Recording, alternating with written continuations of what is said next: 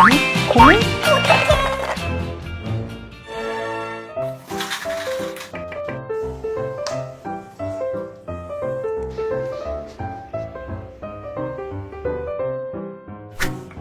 수강생들의 고민을 가져왔습니다. 어떤 고민들이 있을까요?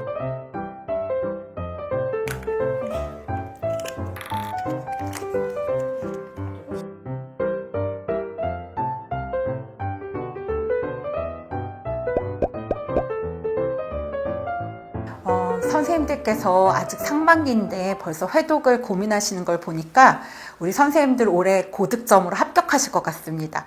아직은 사실 회독까지는 고민하시기엔 좀 이른 시기라는 생각이 들기도 하는데요.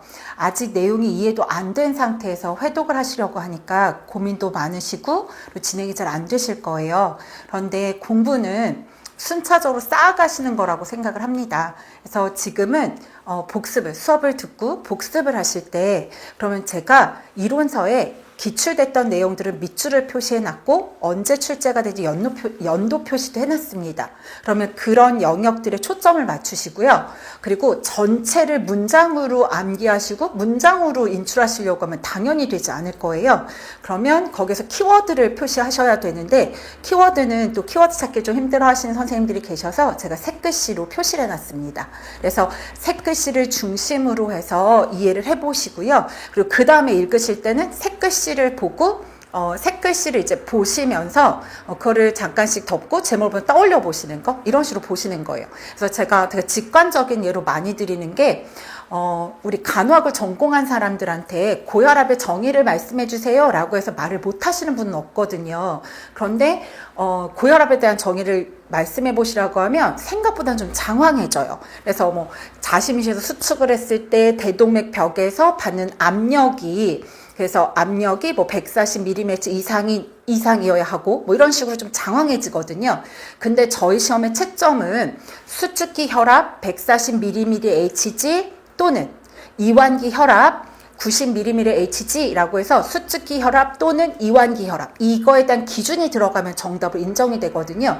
근데 이론서를 보다 보면 뭐 자심실이 수축할 때 대동맥벽에서 받게 되는 거고 그래서 이해를 돕고자 하는 표현들이 생각보다 많습니다. 근데 그걸 전체를 가지고 회독을 하고 그걸 인출하시려고 하면 시간이 길어질 수밖에 없고요. 답이 장황해질 수밖에 없습니다. 그래서 이론서를 읽으실 때는 내용을 기반으로 해서 이해를 위해서 읽어보시긴 하지만 답을 쓴다라고 하면 어떤 단어는 절대 빠지지 말고 들어가야 되는 단어가 무엇이구나 라고 하는 걸 표시해 두시고 그 다음에 보실 때는 내용을 읽으시기 전에 고혈압 정의를 보고 어떤 내용이 키워드였지 라고 하는 걸 짧게 연상해 보시고 난 뒤에 다시 보시는 거죠.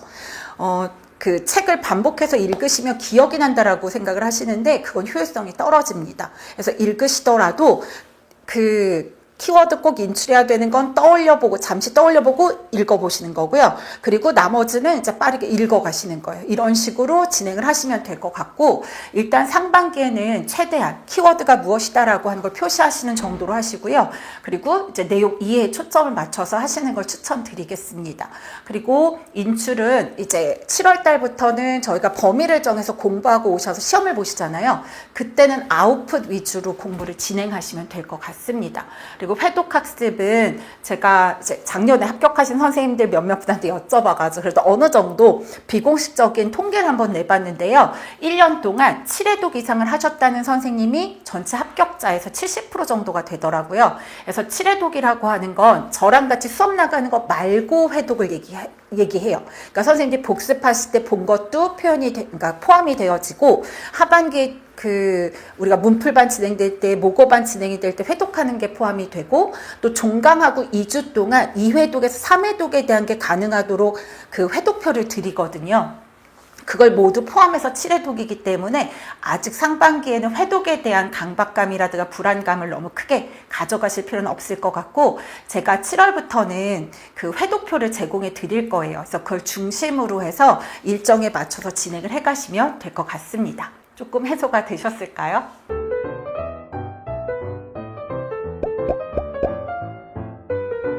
네, 이번에는 복습에 대해서 고민들이 많으신 것 같아서 복습에 대한 말씀을 좀 드릴 건데요. 제가 예습보다는 복습을 훨씬 더 강조를 드리고 있습니다. 그래서 복습을 꼼꼼하게 하시면 짧은 시간에 효율적인 학습을 하실 수가 있고 공부 시간이 짧더라도 합격을 이뤄낼 수 있다고 생각을 하거든요. 일단 매 시간, 그러니까 매일매일 수업을 듣고 우리 복습하는 걸 먼저 말씀을 드리면요. 제가 개강할 때 말씀을 드리기도 했었어요. 기본 이론반에서. 수업을 듣고 나서 그러니까 바로 즉시 하게 되시는 거는 앞에 기출 문제들이 있잖아요.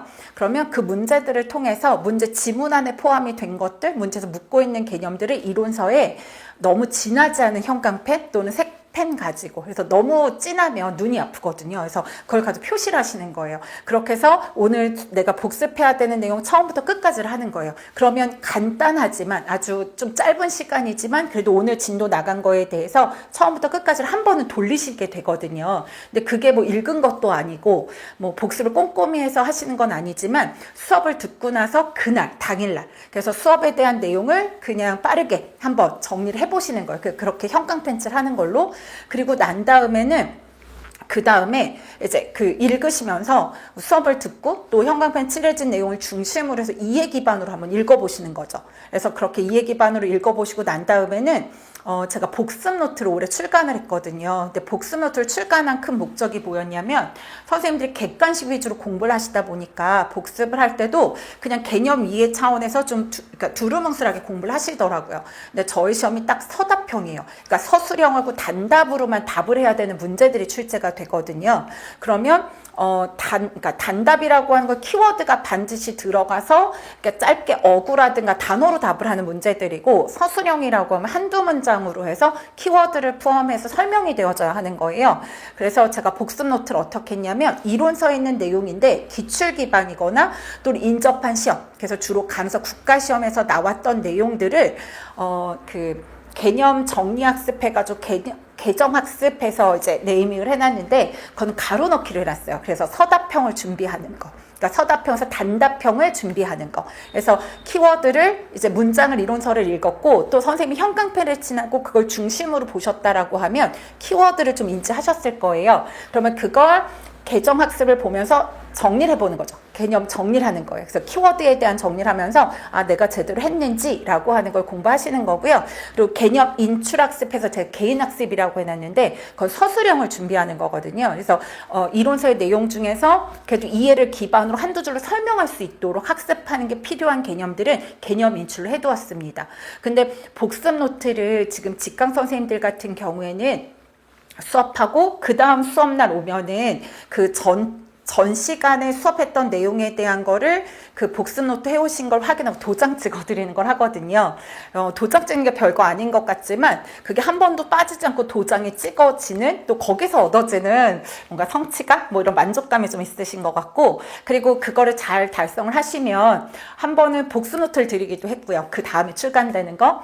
또 한 번은 우리 도트펜에서 중요한 거를 이제 표시하는 그런 펜을 또 선물 드리기도 했었습니다. 그래서 그런 과정들을 통해서 좀 꼼꼼하게 복습할 수 있다고 생각을 하는데요. 그렇다고 그걸 다 글로 쓰시라는 게 아니에요. 어차피 제가 계속 회독하시라고 하는 건 이론서를 중심으로 하시는 거거든요. 그러니까 개정학습, 개인학습은 리마인드 해보는 거, 머릿속을 떠올려 보고요. 내가 떠오르지 않은 게 뭔지 번호 앞에다 표시만 하는 거죠. 그리고 거기에 해당되는 내용 이론서를 보시면 돼요. 또 그러실 수 있죠. 그럼 이론서 다시 다 봐야 돼요 라고 하실 텐데, 근데 어차피 그게 이론서 전체가 아니라 이론서에 해당되는 파트에서 기출 기반으로 좀 중요한 거, 그리고 인접한 시험에서 빈도가 높은 중요 개념, 출제될 가능성이 높은 것들이거든요. 그래서 그걸 확인하고 다시 이론서를 보시잖아요. 그러면 중요 개념에 대해서 벌써 또 반복 학습이 되신 거예요. 그래서 수업이 끝나자마자 어떤 내용이 있었지라고는 범주 확인차 형광펜 옅은 색으로 칠하면서 기출 표현 한번 표시했고, 그리고 그거 표시해놓은 거 중심으로 해서 내가 수업 들으면서 제대로 이해했는지 내가 정독을 하면서 이해해보고, 그리고 복습 노트를 보면서 키워드를 인출해보고 연상해보고, 그리고 연상할 때 그냥 쉽게 생각하시면 돼요. 그냥 앞에 번호 표시만 하시면 되고요. 그리고 개념 인출에 가서 문장으로 떠올려보는 거. 안 되더라도 상관없어요. 초기 때는 당연히 안 되는 게 너무나 당연한 일이거든요. 그러니까 스트레스 따로 받지 마시고, 그래서 그대로 표시하시고, 그리고 개정학습, 개인학습 혹시 보신 분들은, 꼼꼼히 보신 분들은 옆에 빈 박스 5개를 해드렸거든요. 최소 5번은 하시라는 거예요. 그래서 처음에 내가 그 박스에다 하늘색 형광펜 하나 칠해요. 그리고 형광펜으로 그 번호 옆에다가 못 외운 거 표시하는 거죠. 그럼 내가 첫 번째 회독 때는, 그러니까 첫 번째 인출할 때는 요 뭐 10개 중에 7개를 떠올리지 못했어. 표시하면 되죠. 그럼 이론서 가서 그 부분을 보시는 거예요. 그리고 나서 내가 그 다음에 뭐 요약 정리를 가거나 아니면 하반기 가서도 활용할 수도 있잖아요. 그때 내가 연두색으로 표시하고 또 봤더니 처음엔 7개를 내가 기억 못했는데 이제는 5개나 기억을 하고 있어요. 그럼 그렇게 해가지고 점점 쌓아가시면 되는 거고, 저는 여러 가지 이것도 보고 저것도 보는 게 아니라 이론서 회독에 집중하셔야 된다고 생각을 하거든요. 근데 이론서만 보고 있으면 좀 지리한 느낌이 들어요. 그리고 내가 다 안 외워졌는데도 불구하고 외웠다고 착각을 할 수 있거든요. 그래서 그런 경우에 뭐 마인드맵을 보고도 인출해 볼 수 있고, 기출문자를 통해서도 인출해 볼 수 있고, 또 복습노트를 통해서도 인출해 볼 수 있다라고 생각을 합니다. 그래서 이제 수업 끝나고 바로 복습하는 방법에 대해서 말씀을 드렸어요. 그리고 지금 3월 달이다 보니까 그리고 뭐 국가고시 시험을 보시거나 또 퇴사를 좀 늦게 하시거나 아니면 공부하기 전에 내가 멋지게 여행을 다녀와야 돼. 그래서 뭐 해외 여행을 길게 다녀오시거나 다양한 이유들로 공부를 늦게 시작하신 선생님들께서 복습을 어떻게 해야 되는지 고민들을 하시더라고요. 근데 솔직히 말하면 학원에서 1년 커리가 있는데요. 그거는 이제 1년 동안 강의를 해야 되는 강사 입장에서 초수생을 대상으로 가장 그래도 좀 효율적으로 학습을 좀 끌어갈 수 있도록 합격률을 높이기 위해서 공부하는 과정으로 만들어 놓은 거예요. 이게 정답도 아니고 이 모든 과정을 들으셔야 되고, 이 과정을 하나하나 1월에 시작한 사람이나 3월에 시작하는 사람이나 똑같은 강도로 기본 이론반을 활용하시라고 하는 게 아니거든요. 그래서 본인이 학습의 주체가 돼서 내가 머릿속에 많이 남으면 되죠. 키워드, 기출됐던 거, 이거에 대한 정확도를 높이면 돼요. 그래서 그 합격수기 보시면 7월에 시작한 초수가 합격하기도 하고, 그리고 뭐 4월이나 3월에 시작한 그러니까 초수생이 합격한 경우는 너무나 많아요. 그렇게 해서 수석, 차석을 이루는 경우들도 꽤 있거든요. 근데 그거는 학원 커리를 내가 1월부터 못했는데 라고 하는 불안감이 있으셨다라고 하면 절대로 이뤄낼 수 있는 결과가 아니었다고 생각을 합니다.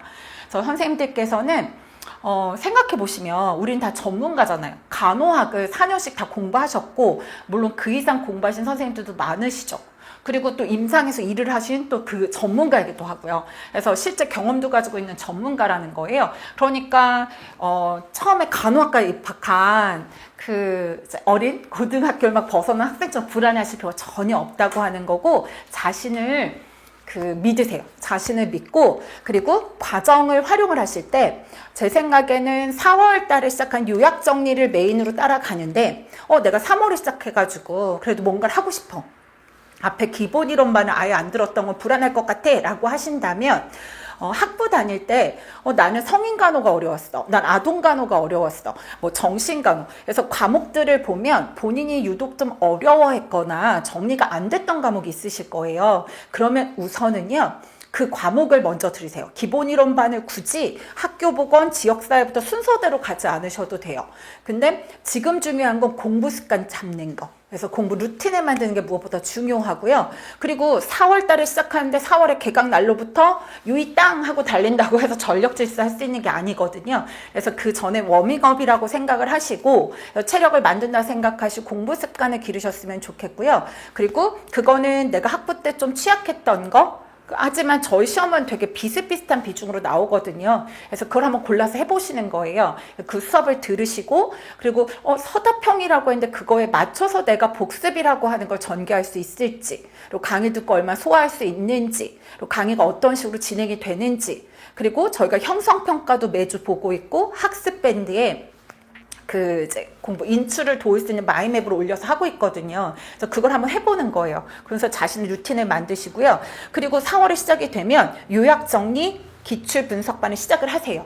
그리고 그걸 들으시면서 이미 기본 이론반에서 한두 과목을 들으셨기 때문에 어떻게 진행되는 줄 알거든요. 그럼 요약정리 수업을 들으시면서 요약정리는 기본 이론반에서는 그러니까 이해를 기반으로 자세히 설명을 드리면서 가는 거라고 하면 요약정리에서는 기출됐던 개념, 기출도 약간 확정 개념에만 선택을 할 거예요. 선택적으로 집중을 할 거고요. 그리고 걔가 어떤 방향으로 출제될 수 있는지에 대한 거를 좀 그 방향을 함께 이야기하면서 가거든요. 근데 간호학을 하신 그래서 그걸 전공한 우리 전문가들은 알 수 있어요. 그래서 이게 무슨 얘기를 하는구나 아는데 그러니까 그 졸업한 지 오래 되셨다던가 아니면 뭐 학교에 따라서 이제 너무 객관식 위주로 공부를 돌리는 학교를 다니셨다든가 하면 거기 그 요약 정리를 들으면서 좀 이해가 좀 덜 되거나 하는 과목은 선택적으로 기본 이론반의 그 과목을 들으시면 되는 거예요. 뭐가 됐든 내 걸 만드시면 되는 거지 강의에 너무 끌려가지 마세요. 그리고 강의를 듣는 건 강의 들을 때 마음 편해요. 그쵸? 난 뭐 별거 안 해도 되잖아요. 그리고 내가 학부 때, 다닐 때 다 들었던 거고, 국가시험도 패스한 내 입장에서. 그쵸? 그리고 듣고 있으면 알거든요. 그러니까 마음 편한데, 강의를 듣는 거는 자기 공부가 아니에요. 제가 계획 세우시고 공부 시간 체크할 때 강의 듣는 건 자기 공부 시간 넣지 말라고 하거든요. 금방 휘발이 돼요. 그러니까 되려 요약 정리 들으면서 내가 좀 부족한 과목을 선택적으로 듣고 그리고 그때 선택적으로 들을 때는 되려 좀 속도 배속을 좀 높여서 들으시는 거예요. 그래서 기본 이론 배속을 좀 높여서 듣고 배속 높여 듣다 보니까 이 파트는 내가 좀 어렵게 느껴져. 그럼 배속을 다시 늦춰가지고 듣고. 그러니까 이제부터는 학습의 주인은 나다. 그리고 결국에 합격을 이룰 것도 난데 굳이 이 학원에 강사가 만들어오는 그 커리에 질질질 끌려가지 마시고요. 본인이 주도가 돼서 본인의 페이스에 맞춰가지고 진행을 해나가시면 돼요. 그래서 그러면 제가 이제 3월달 진행하는 동안에 기본 이론반도 취약한 거 골라서 하시라고 했잖아요. 그래서 그 수업을 들으시고 그리고 복습할 때는 제가 이제 답변 드렸으니까 뭐 기출문제 표시하시고 중요한 거 확인하셔서 복습 노트도 활용해 보시고 그래서 서답형 준비라는 게 이런 거구나 라는 감을 좀 잡아가면서 주체가 되는 학습을 해가시면 좋을 것 같습니다.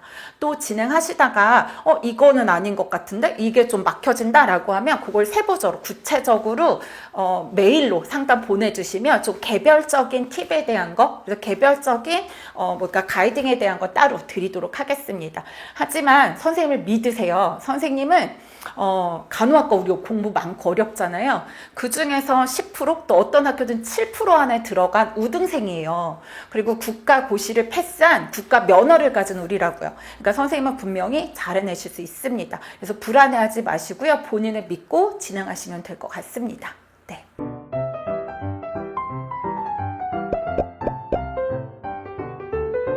선생님들께서 합격 수기를 보거나 합격자들한테 얘기를 들으면서 가장 많이 들은 단어 중에 한 가지가 또 단거나. 이번에는 단거나에 대해서 말씀을 드릴 건데요. 선생님들께서 이 공부를 할까 말까 고민하시면서 합격 사례를 들어보시거나 합격 수기를 읽어보거나 하면서 많이 반복해 듣게 되는 단어 중에 회독학습, 단거나, 뭐 선택과 집중 이런 단어들을 많이 들어보셨을 거예요.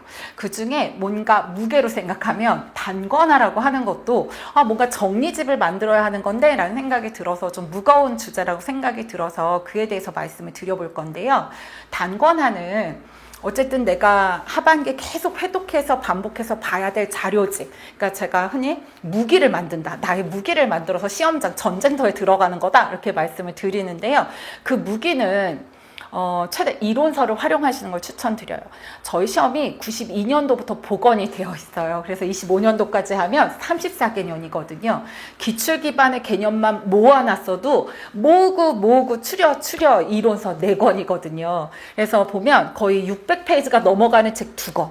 그리고 400페이지가 좀 넘는 책 2권. 그러니까 거의 2000페이지가 넘는 굉장히 많은 분량입니다. 근데 이거를 활용하시라고 하는 이유가요. 새롭게 선생님이 단권화를 구성하신다고 하면 너무 오랫동안 걸려요. 그러니까 어떤 비유를 들 수 있냐면 선생님이 11월 달에 전쟁터에 나갈 거예요. 근데 칼을 만드는데 이제 광산에 들어가서 철을 캐겠다는 거예요. 철을 캐가지고 철을 녹여가지고 그때 뭔가 칼을 만들고 무기를 만드신다고 하는데, 그 시간에 차라리 남이 만들어 놓은 칼을 가져다가 내 손에 쥐어져서 적당한 무게로 만드시고요. 그리고 적당한 내가 가까이 서서 공격하는 게 유리한 사람인지 내 팔 길이 이런 거 생각하셔서 유리한 무기를 만드시는 게 유리하다는 생각이 듭니다. 그래서 일단 강사가 만들어 놓은, 그래도 무기라고 형태라고 만들어 놓은 거잖아요. 그거를 본인이 보기 좋은 형태로 만드시는 거예요. 그래서 합격 수기를 읽어보시면 저희 선생님들 같은 경우에 정말 10명 중에, 아니 10명 중에 9명이라고 하는 비율보다는 더 많은 것 같아요. 그러니까 100명 중에 98명은 그 이론서를 단권화로 그냥 활용을 합니다. 그래서 본인이 작성하면 가장 좋은 거 누구든 알죠. 그런데 너무 무겁고 많아요, 내용이. 그러니까 이걸 새롭게 정리한다라고 하면 절대로 단기간에 합격을 이뤄내실 수 없거든요. 그러면 이제 강사가 만들어 놓은 이론서를 보면서 내가 본인이 정리한 것처럼 그냥 한눈에 보기 좋게 정리를 하는 거예요. 그리고 중요 표시도 내가 정한 기호로, 그리고 기출 표시도 내가 정한 표시로 다시금해서 한눈에 잘 보여지게 하는 거죠. 물론 제가 최대한 시간을 세이브해 드리려고 기출 표현 그러니까 밑줄 쳐놨고, 그리고 연도 표시 다 해놨고, 키워드에 대한 거 색글씨로 넣어놓고 하긴 했어요. 하지만 이거는 제가 해놓은 거예요. 그러니까 선생님들이 선생님 손에 쥐어봤는데 좀 뭉툭한 것 같아. 그럼 손잡이를 본인 손에 맞춰가지고 그 수정을 하셔야 되잖아요. 근데 그게 선생님들 밑줄 치고 그리고 이 문장이 이해가 안 돼요. 그러면 간략하게 화살표 같은 걸로 정리한 문장으로 만들어 놓으실 수도 있고요. 그리고 질병 같은 경우에 증상을 보는데 잘 외워지지 않는다. 그러면 그림 같은 걸로 표현해 놓으실 수도 있고, 또 뭐 이 두 가지 개념이 내가 헷갈린다. 그럼 표로 구성해서 비교해 놓으셔도 되고, 이게 결국 단권화라는 생각이 들거든요. 그리고 단권화는 제가 되도록이면 상반기 6월 말까지 한 80% 이상이 완성되도록 구성하시라고 하는데요. 그게 1~3월 기본 이론반을 들으실 때는 기출 표시해 놓고 키워드가 뭔지 표시해 두고, 그리고 들으면 수업을 듣다가 문장으로 되어 있는 거 잘 안 들렸는데 그 뭔가 그림으로 설명해 주거나 뭔가 설명을 해줬는데 그거를 내가 표나 그림으로 구성을 하는 게 이해에 도움이 될 것 같아. 그럼 이제 그걸 넣어놓는 거예요. 그리고 또 선생님들 하시다 이해가 안 되면 전공서 찾아보거나 할 수도 있잖아요. 그런 표현들로 대체해 놓으셔도 돼요. 저희 시험이 출제위원은 최근 3개년 이내에 전공서를 기출서로 써야 된다는 전제는 붙어 있지만 유사 답안은 우리 전공서면 돼요. 딱 3년 안으로 한정하고 있지 않기 때문에 선생님이 가지고 있는 전공서의 표현이 나한테 좀 더 쉽게 느껴지면 그 학부 때 보셨던 책의 표현으로 바꿔놓으셔도 됩니다. 이렇게 가감을 하거나 뭐가 수정을 하거나 이런 식으로 이제 해가지고 내가 이렇게 넘기는데 크게 걸리는 게 없이, 특히나 기출 중심으로 되어 있는 내용들은 내 눈에 잘 들어와야 돼요. 그리고 빠르게 본다라고 할 때 그게 이제 눈에 잘 들어올 수 있도록 정리가 되어 있어야 하는 거죠. 그래서 1~3월에 일단 가장 그러니까 초기 해야 되는 것들이 일단은 이론서에 있는 표현 이해하고, 그리고 기출에 대한 게 한눈에 들어올수록 표시가 되어 있고, 키워드에 대한 거 이런 것들 보이도록 해놔야 되고요. 그리고 4~6월에 저희가 기출 분석을 해요. 근데 기출 분석반에 저희 시험에 이제 한 문제 한 문제 기출 문제를 보면서 과거에 이렇게 나왔는데 앞으로 이렇게 확장돼서 나올 수 있어요. 인접한 거 이런 거 나올 수 있어요를 말씀드리고요. 그리고 저희는 인접한 시험 중에 가장 중요한, 그리고 출제위원들도 이제 대학교 교수님들이 그 간호사 국가시험이 있잖아요. 근데 간호사 국가시험은 자격증 검정 시험이에요. 그래서 범주가 넓고 많을 수밖에 없어요. 그래서 다 살펴볼 수는 없고, 그래서 최근 거꾸로 5개년. 그래서 올해 2025, 그래서 2024, 2023, 22, 21까지. 그래서 그렇게 5개년 문제를 제가 정리해 드릴 거거든요. 그러면 이 문제들을 같이 보면서 제가 그 중에 이렇게 5개년 동안 이렇게 중복되는 주제를 나올 확률이 높습니다. 라고 하고, 사실 그것까지 이론서에 들어있어요. 근데, 저희 이론서를 그 1~3월에 할 때는 우리 기출 기반으로만 해 놓으셨잖아요. 근데 4~6월 달에는 제가 기출 분석을 하면서 이게 이렇게 더 나올 수 있습니다 라고 말씀을 드리면, 그런 부분들까지 확장해서 이제 국시 기반이라든가 아니면 제가 이렇게 이게 어떤 방향으로 좀 그 확장될 수 있다라는 거 얘기 드리면 그런 것들을 좀 더 추가해 놓는 거죠. 그리고 그때는 이제 A급이다, B급이다 이래서 좀 나눠지시는 게, 제가 저희 시험에 나온 건 무조건 A급이라고 했어요. 근데 최근 5개년에 보잖아요. 그러면 채점 기준이 분명한 문제들만 나오고 있어요. 응답의 자유도가 높은 건 아예 출제가 되고 있지 않거든요. 그러면 기출이면 그냥 다 A급이에요.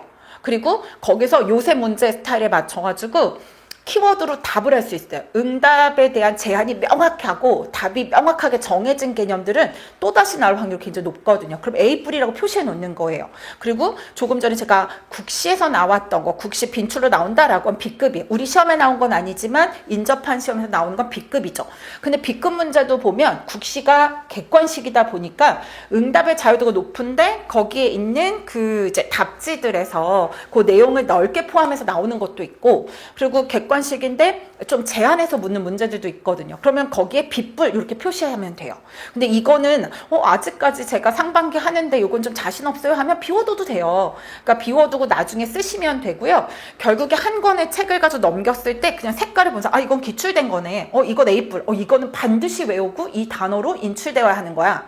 이건 인접한 시험 문제네. 인접한 시험이지만 날 확률이 비교적 높고 이 단어에 대한 건 명확히 외워야 돼. 이게 가시적으로 보여지도록 만들어지는 게 한 80% 이상이 상반기에 완료가 되어 있어야 돼요. 그래서 하반기 때는 그 매주 시험 범위를 정해가지고 공부를 하잖아요. 그 시험을 보셔야 되니까. 근데 그때 하고 복습하면서 내가 뭘 정확하게 몰랐고 이걸 확인하는 학습도 하시고요. 그때 내가 헷갈렸던 거야. 그러면 당연히 그 전에 안다고 생각했는데 막상 문제로만 나는 게 헷갈린 거예요. 그러면 표를 추가해가지고 더 넣는다던가, 아니면 추가된 그러니까 정보 같은 것들을 뭐 해설 강의하면서 해설 자료 집에 있는 내용들 중에 참고할 만한 게 있으면 그걸 좀 추가하고, 이렇게 20%를 완성지어서 시험장에 들고 가는 게 단권하거든요. 그래서 단권화는 하셔야 돼요.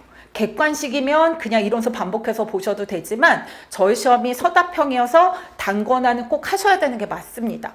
근데 100명 중에 한두 명은요, 본인이 그래도 굳이 작성하시는 분이 있어요. 그래서 제가 반드시 100% 이론서만 써야 됩니다는 아니에요. 근데 나는 죽어도 내가 작성한 게 아니면 눈에 안 들어와요 라고 하면 하셔도 돼요. 근데 그거는 시간은 오래 걸릴 거니까 그거 감안하시고 각오하고 시작하셔야 되고요. 그리고 대부분의 선생님들께서는 이론서를 본인이 정리한 거 못지않게 잘 이해되고 한눈에 보이도록 정리하시잖아요. 그러면 하반기에 큰 무기가 되어져요. 그러니까 작년에도 그렇고 재작년도 그렇고 서울에서 1등부터 4등까지 저희 선생님들이 다 하셨거든요. 근데 그 선생님들께서도 별도로 단권을 하신 선생님 없으셨고요. 다 이론서를 통한 단권을 씁니다. 그리고 단권화는 하반기에 빠르게 보셔야 되니까 거기 인덱스 붙이는 것도 많이들 하세요. 인덱스가 과목별로도 나누지만 그 옆에 뭐 학교 보건이면 학교 보건의 학교 간호가정 이렇게 해서 영역별, 챕터별로 구성을 하고요. 그래서 그거는 가로로 붙이고, 이 세로 쪽에는 출제될 가능성 높은 거, 그리고 꼭 반드시 이 틀대로 그 단어로만 완벽하게 외워야 되는 개념들 있잖아요. 그럼 세로 축에다가, 그러니까 세로에다가 그 라벨링을 좀 더 붙여두죠. 그러면 이거는 내가 똑같은 시간이 주어졌을 때 보면서 효율적으로, 그래서 마인드맵이나 목차 보고 떠올려 보고 내가 외워지지 않은 것들 중에서 중요한 것들, 그래서 중요한 것들 놓친 것들을 꼼꼼히 외우시고 빨리빨리 찾아서 보실 수 있거든요. 그래서 인덱스 작업하는 것도 단권화에 추가해서 같이 하시면 될 것 같습니다. 그래서 단권화에 대한 거는 이 정도로 말씀드리도록 하겠습니다.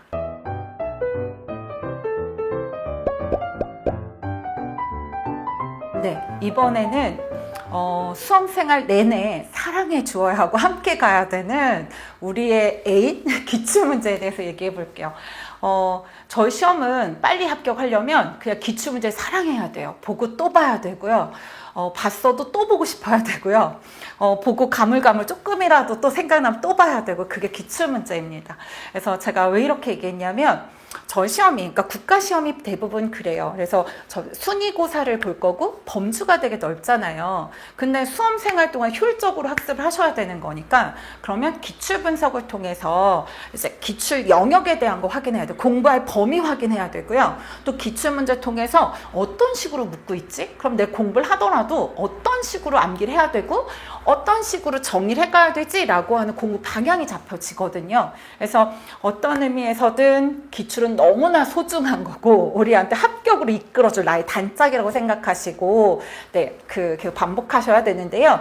일단 기출 분석 방법에 대해서 많이 물어보시기 때문에 그걸 좀 말씀드리면, 따로 사실은 그 임수진과 보건교사들이라고 하는 유튜브에 기출 분석 방법만 따로 찍어서 올려놓긴 했습니다.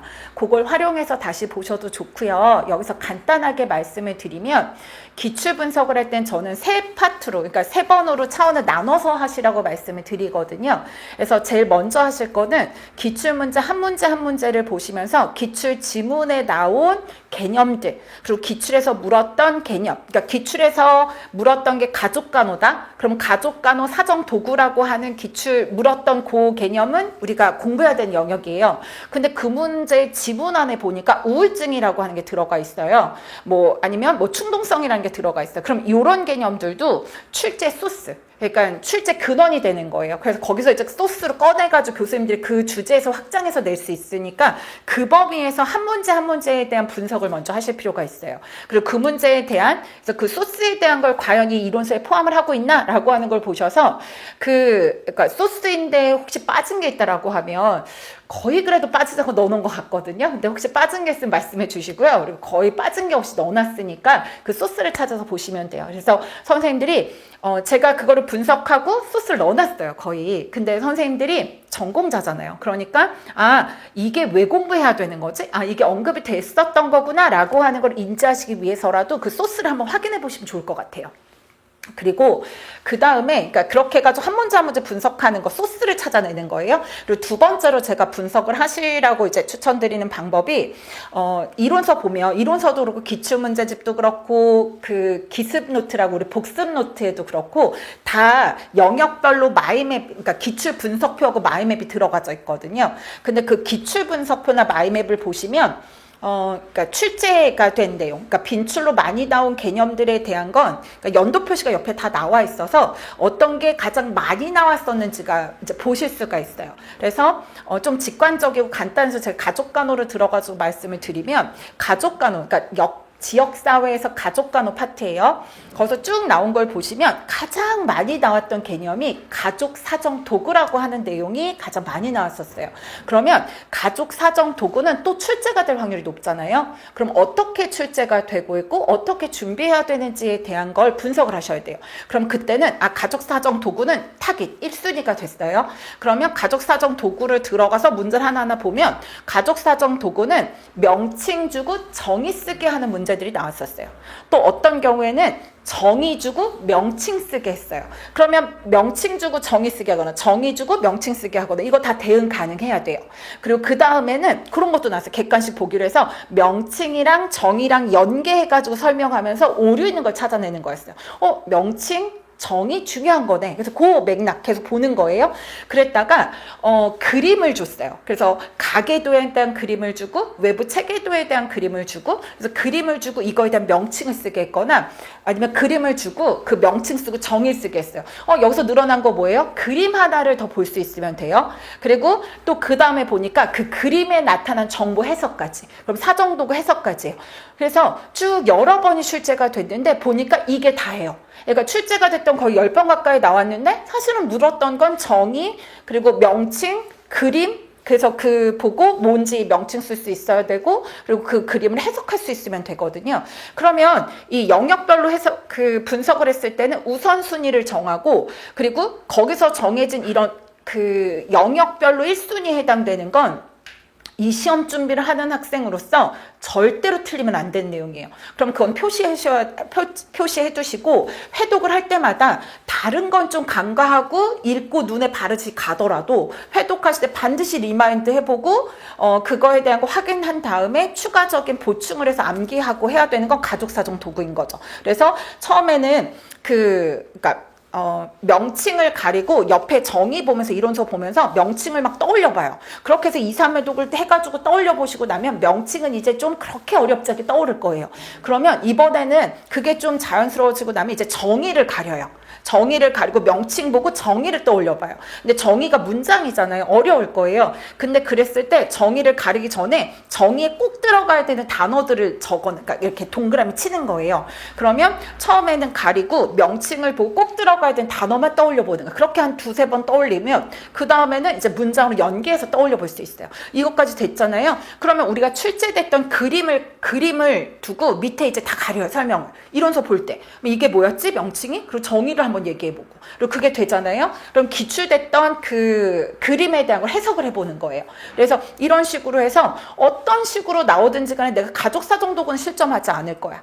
저희 시험이 영역이 넓다 보니까 해마다 좀 더 마이너하게 넓혀가지고 나오는 개념들이 있거든요. 근데 그걸 맞추겠다고 공부 영역을 넓히면 합격이 멀어져요. 그러니까 합격은 하겠지만 합격까지 시간이 많이 연장이 되거든요. 근데 꼭 나올 법한 거.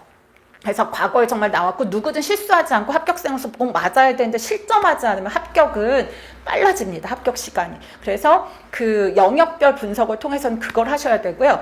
제가 이제 그것까지 됐다. 그럼 이제 세 번째로 보실 때는 2025년도 그냥 가장 최근에 보셨던 기출문제부터 그러면 이거는 아예 교육과정 평가한 거라서 출력할 필요도 없어요. 그냥 전공 A 1번 해놓고 이거는 무슨 과목이었는지 지역사회 과목이었구나. 지역사회 과목에서 뭐 국제보건이 나왔고 이거 정책을 물었구나. 뭐 2번 아동간에서 질병을 물었고 약물이 나왔구나. 이런 식으로 써보는 거예요. 그거를 한 3개년에서 5개년을 하시잖아요. 그렇게 하고 난 다음에 여기서 지역사회 간호학만 모으는 거예요. 학교보건만 모으고 아동만 모으고 그러면 그걸 가지고 모으면 최근에 어떤 패턴으로 묻고 있는지 이제 묻는 패턴이 보여져요. 그러면 내가 학교보건이나 지역사회는 그 법에 근거해가지고 공부해야 되고 정책 근거해가지고 명칭 알아야 되고 그리고 이론 근거 그래서 이론가가 말한 명칭 그리고 이거를 적용할 수 있으면 되는구나 라고 해서 과목별로 요새 어떤 식으로 묻네? 라고 하는 패턴이 읽히는 거예요. 근데 이 모든 거는 강사가 해요. 근데 강사가 하고 제가 이거 A뿔이에요. 이거 B뿔이에요. 이거 이렇게 외우세요. 라고 하잖아요. 그럼 선생님 내용도 외워야 되는데 그것도 외우고 있어요. 그러니까 뭔가 부하량이 커지거든요. 근데 전공자기 때문에 선생님이 기출 분석을 한번 해보시면 그냥 공부가 능동적으로 돼요. 그러니까 메타인지를 가지고 이거는 그냥 명칭만 알면 되는 거잖아. 이거 이해하면 되는 거잖아. 라고 해서 그 감이 잡혀져요. 그러면 공부를 하는 동안 내가 주인이 됐기 때문에 막 공부를 하다 졸립거나 아니면 공부를 하는데 이거 이렇게 한다고 붙는 거 맞아? 그러니까 막 확신이 없어지잖아요. 불안해지잖아요. 수험생이니까. 근데 그때 스스로를 설득할 수 있어요. 그래 시험이 이렇게 나오고 내가 이걸 맞춰 공부하고 있잖아. 그러면 결국 나는 꼭 합격을 이뤄낼 수 있을 거야. 이런 생각을 이제 확신이 들게 되시는 거죠. 그래서 기출 분석은 정말 무엇보다 중요하다는 말씀 드릴 수가 있고요. 그리고 또 그 기출과 관련해서 기출문제집을 회독을 하실 계획이 있으신 선생님이 있으신가 봐요. 근데 기출문제는 회독하는 게 아니에요. 그러니까 기출문제는 상반기까지는 그러니까 제가 조금 전에 말씀드렸던 것처럼 분석이 돼서 내가 어떻게 공부해야지 라고 어느 영역까지 공부해야지 라고 하는 게 잡히기 전까지는 분석을 하는 거예요. 푸는 게 아니에요. 근데 처음에 그거 잘 안 되실 거예요. 기출문제 보다 보면 답 고민해. 그리고 이거 이런 색 어디 있더라 이거 답이 뭐더라 라고 하는데 그렇게 해서 분석이 안 돼요. 그러니까 냉정하리만큼 이걸 분석해야 돼요. 거기 나온 개념들 중에서 혹시 소스가 돼서 확장할 거 뭐가 있지 라고 하는 거 표시하세요. 뭐 형광펜 갖고 하든지. 근데 생각보다 하나에 집중하면 재밌어요. 그러니까 이게 막 답을 생각해야지 분석해야지 그럼 기출 보면 머리 아프거든요. 근데 내가 처음 할 때는 소스만 찾을 거야. 두 번째 할 때는 기출 영역표 놓고 그래서 거기서 1순위만 정해놓고 이게 어떻게 물었지? 이 개념을 어떻게 대응해서 내가 절대로 실점하지 않지? 라고 하는 생각 가지고 분석해 보시면 그게 재밌거든요. 그래서 어떻게 확장될 수 있겠는데 이게 보여져요. 그러니까 상반기 때는 그래서 그 공부 방향을 좀 잡기 전까지는 무조건 그 분석을 하시는 게 맞고요. 그리고 하반기에 가면 그러니까 여기서 하반기라고 하는 건 분석이 됐고 이론 공부를 어느 정도 했어요. 그래서 이제는 요거 이론서를 회독하면서 자기 공부를 하고 있는 중이죠. 그러면 기출문제는 인출도구가 될 수 있죠. 그럼 그 기출문제 답을 떠올려 볼 수도 있고요. 또 기출문제 각자의 소스가 있었잖아요. 그래서 뭐 가족간호지만 우울이 있었다. 그럼 우울에 대한 그 증상에 대한 걸 떠올려 보고 사정도구로 쓸 수 있다고 하는 거예요. 그래서 기출은 몇 회독이 아니에요. 정말 사랑해줘야 되는 존재야. 합격에 이르기까지 같이 손잡고 끌어안고 어깨동무하고 가야 되는 존재거든요. 그래서 걔랑 같이 가면서 그러니까 물어보는 거죠. 그러니까 물론 내 머리 쓰고 답을 해야겠지만 이거 어떻게 나올 것 같아? 이거 어느 정도 공부해야 될 것 같아? 걔한테 물어봐야 돼요. 그래서 자꾸 여기저기 막 불안한 마음에 이 강사 자료도 보고 저 강사 자료도 보고 막 책도 찾아서 이것저것 정리해서 막 넣으려고 하면 수험생은 불안한 마음이기 때문에 자꾸 넓히면 범주가 넓어지고요. 두꺼워져요. 그러면 이건 절대로 회독을 하고 책에는 있어도 내가 시험장 가서 내 머릿속 꺼내서 쓸 수 없거든요. 그러니까 효율적인 학습을 하기 위해서라도 기출문제한테 자꾸 물어보고요. 그럴 때 물어보고 답은 선생님이 찾으세요. 그래서 거기서 답 찾아가지고 공부하는 방향 정해서 가시면 될 것 같습니다. 그리고 기출을 이렇게 분석하시고 하면은 이걸 뭔가 어디에 담아놔야 될 것 같아요 라고 하실 텐데요. 일단 1, 3월에는 그 한 문제 한 문제 보시는 개념에 대한 거를 그냥 이론서에 표시하는 정도로 하고요. 그리고 4, 6월에 들어가서 기출 분석하잖아요. 얘가 어떻게 확장될 수 있다라고 하면 그때 그 영역 찾아 들어가서 써놓으시면 돼요. 그리고 그 뒤에 내가 공부하다가 이거 뭔가 직관적으로 이렇게 확장될 것 같아 라고 하는 그런 뭔가 느낌이 올 때가 있어요. 조상이 뭐 이렇게 좋은 일을 많이 하셨거나 아니면 선생님 기도를 열심히 하셨거나 하면 그런 계시가 올 때가 있거든요. 그럼 그것도 믿고 써놓으세요. 본인도 전공자기 때문에 그 직관이라는 거 무시할 수 없거든요. 그러면 그때 이론서에 그 파트에 가가지고 써놓으시면 되고요. 과거에는 제가 이론서 앞에다가 기출문제를 작게 편집해서 넣어드린 이유가 처음엔 다 이렇게 오려가지고 이론서에 붙이자고 했었어요. 하도 기출문제를 안 보니까 보시게 하고 싶어가지고 이제 그것도 했었고 그거 자리 오시면 상도 드리고 했었거든요. 근데 제가 나중에 깨달은 게 있어요. 안 보더라. 붙여만 놓고 마음만 든든해. 근데 보지 않는 거예요. 근데 차라리 이렇게 3단계로 기출 분석을 하시라고 하니까 되려 그걸 하면서 본인들이 느끼는 게 있으시더라고요. 그래서 붙이는 거 안 하셔도 돼요. 근데 하다 보면 좀 취약한 과목은 그래도 자꾸 보고 싶어요 라고 해서 하시는 경우도 있거든요. 말리진 않아요. 기출문제는 자주 보면 좋다고 했잖아요. 내 짝꿍이니까 그리고 걔가 답을 해줄 거니까 자주 보는 건 좋으니까 붙여줄 수 있지만 붙여두고 안 보고 마음만 든든할 거면 그건 정말 위안만 되거든요. 근데 그렇게 하실 거면 굳이 하실 필요 없고 자꾸 기출문제는 보셔서 다양한 방면으로 차원을 둬가지고 분석을 하세요. 근데 1, 2, 3단계로 갔다고 해서 다시 1단계로 돌아가지 말라는 게 아니에요. 또 봤는데 갑자기 어떤 개념이 보일 수도 있어요. 그럼 언제든지 그걸 소스로 더 확장하시면 되는 거거든요. 그래서 기출을 사랑해야 한다. 기출을 사랑해야 합격이 나에게 다가온다. 요거 꼭 기억하시면 될 것 같습니다. 네.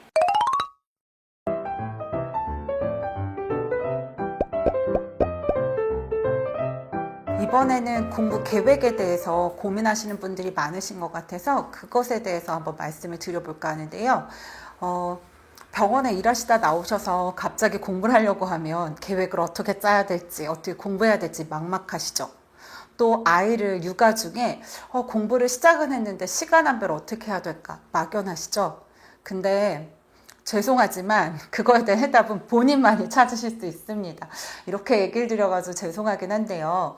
제가 이렇게 말씀을 드리는 이유는 제가 선생님들의 생활을 다는 모르잖아요. 그래서 계획을 이렇게 세우세요 라고 천편일률적으로 말씀해 드릴 수 없다는 거예요. 그래서 제가 선생님들께 많이 추천드리는 방법이 어떤 거냐면 선생님의 하루 생활을 이미 공부를 시작하셨다고 하면 한 3일 정도 써보시는 거예요. 최소 3일이에요. 좀 더 길게 써보시면 더욱 좋고요. 그래서 선생님이 하루에 몇 시간 정도 공부에 쓰고 있는지, 그리고 내가 좀 규칙적으로 시간 활용을 하고 있는지, 그리고 어떤 시간에 주로 좀 집중이 잘 되고 끊이지 않고 공부를 했었는지 이런 패턴을 조금 파악을 하시면 좋을 것 같아요. 그래서 남들이 합격 쓰게 봤더니 뭐 10시간을 공부했다고 해서 10시간을 앉아있다고 공부가 되진 않거든요. 그러면 내 생활에서 내가 실천할 수 있고 내가 만들 수 있는 루틴을 만드시는 걸 추천을 드리는 거예요. 그래서 선생님이 써봤더니 내가 하루 4시간 정도를 공부하고 있는 거예요. 근데 그러면 정말 이 진정한 4시간이 이 4시간만이 나한테 주어진 공부의 절대적인 시간인 건지 아니면 다른 자투리 시간이랑 조금 더 확보를 해가지고 내가 공부에 조금 더 넣을 수 있는 시간은 없는지 일단 이것도 읽어보시면 좋을 것 같고요.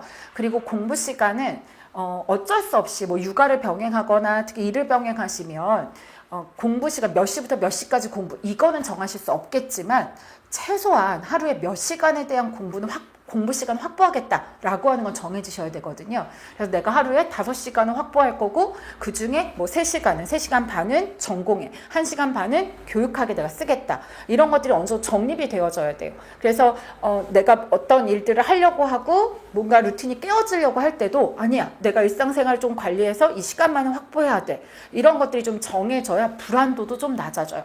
내가 일이랑 병행하지만 육아 중이지만 내가 공부를 시작했어. 시작은 반이라니까 합격으로 끌어가지겠지? 근데 자꾸 하면 할수록 되게 열심히 하는 사람 많은데 내가 합격이 가능할까? 그러면 돈도 투자하고 뭔가 시간도 중간중간 쓰고 있는데 이게 아무런 성과를 내지 못하면 어떡하지? 라는 생각 때문에 자꾸 발목을 잡아요. 그러니까 주어진 공부 시간도 짧은데 그 시간이 정말 전력 질주해가지고 공부에다 투자하는데도 너무나 부족한 시간이잖아요. 근데 이런저런 불안 때문에 막 몸이 아프기도 하고 집중이 안 되면 안 되는 거니까, 그래서 최소한 3일 정도를 써보시고, 그리고 그 중에서 내가 요 정도는 좀 확보가 가능하겠다라고 하는 시간이 정해지고 나면 최소한 그 시간에 대한 걸 정말 어쩔 수 없는 경우를 제외하고서는 그 시간에는 무엇이 되더라도 시간을 좀 그러니까 공부 시간을 확보하시는 거예요. 그리고 그걸 확보하시고 나면 내가 그래도 공부를, 그러니까 강의도 들어야 되고 교육학도 해야 되고 전공도 해야 되고 뭐 이렇게 그 나뉘어져야 되는 섹션 나눠가지고 반드시 들어가야 되는 시간이 있잖아요.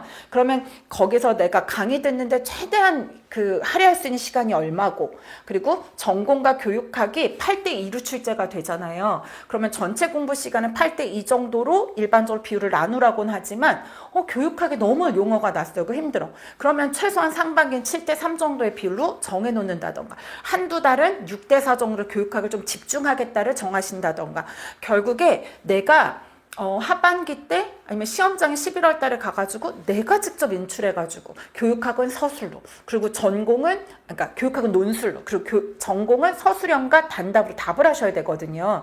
그러니까 누가 만들어주지 않아요. 내가 내 머릿속에 들어서 인출이 되어져야 되는 거예요. 공부해보셔서 감 아시잖아요. 이렇게 해서는 절대로 주관식 시험을 내가 서답형을 써낼 수 없을 거라는 느낌이 들면 하반기에 갈수록 몸도 아프고요. 공부도 더 안 돼요. 괜히 눈물도 나고 서럽기도 해요. 난 분명히 열심히 했는데 안 될 것 같거든요. 근데 그렇게 가시면 안 되고, 주체가 돼서 공부 시간 확인하시고 이걸 어떻게 나눠야지 가장 효율적일까를 생각하시고, 그리고 기본 이론을 강의를 들을까, 요약 정리를 들을까, 그거는 남이 들으니까 다 들어야 돼가 아니에요. 내가 하루에 할 수 있는 시간이 5시간밖에 안 되는데 기본 이론을 강의 듣는 시간에 많은 시간을 할애하시게 되면 내 공부 시간이 너무 줄어들거든요. 그러면 난 선택과 집중을 하겠어. 그러면 요약 정리반을 듣고, 요약 정리는 이제 강의가 절반이거든요. 기본 이론반에. 그러면 이제 강의를 좀 이렇게 집중해서, 그러니까 선택을 하는 거죠. 기출 기반으로 해서 들으면서 내가 정말 이해가 안 되는 건 따로 모아서 그걸 좀 찾아보고 정보서 찾아보고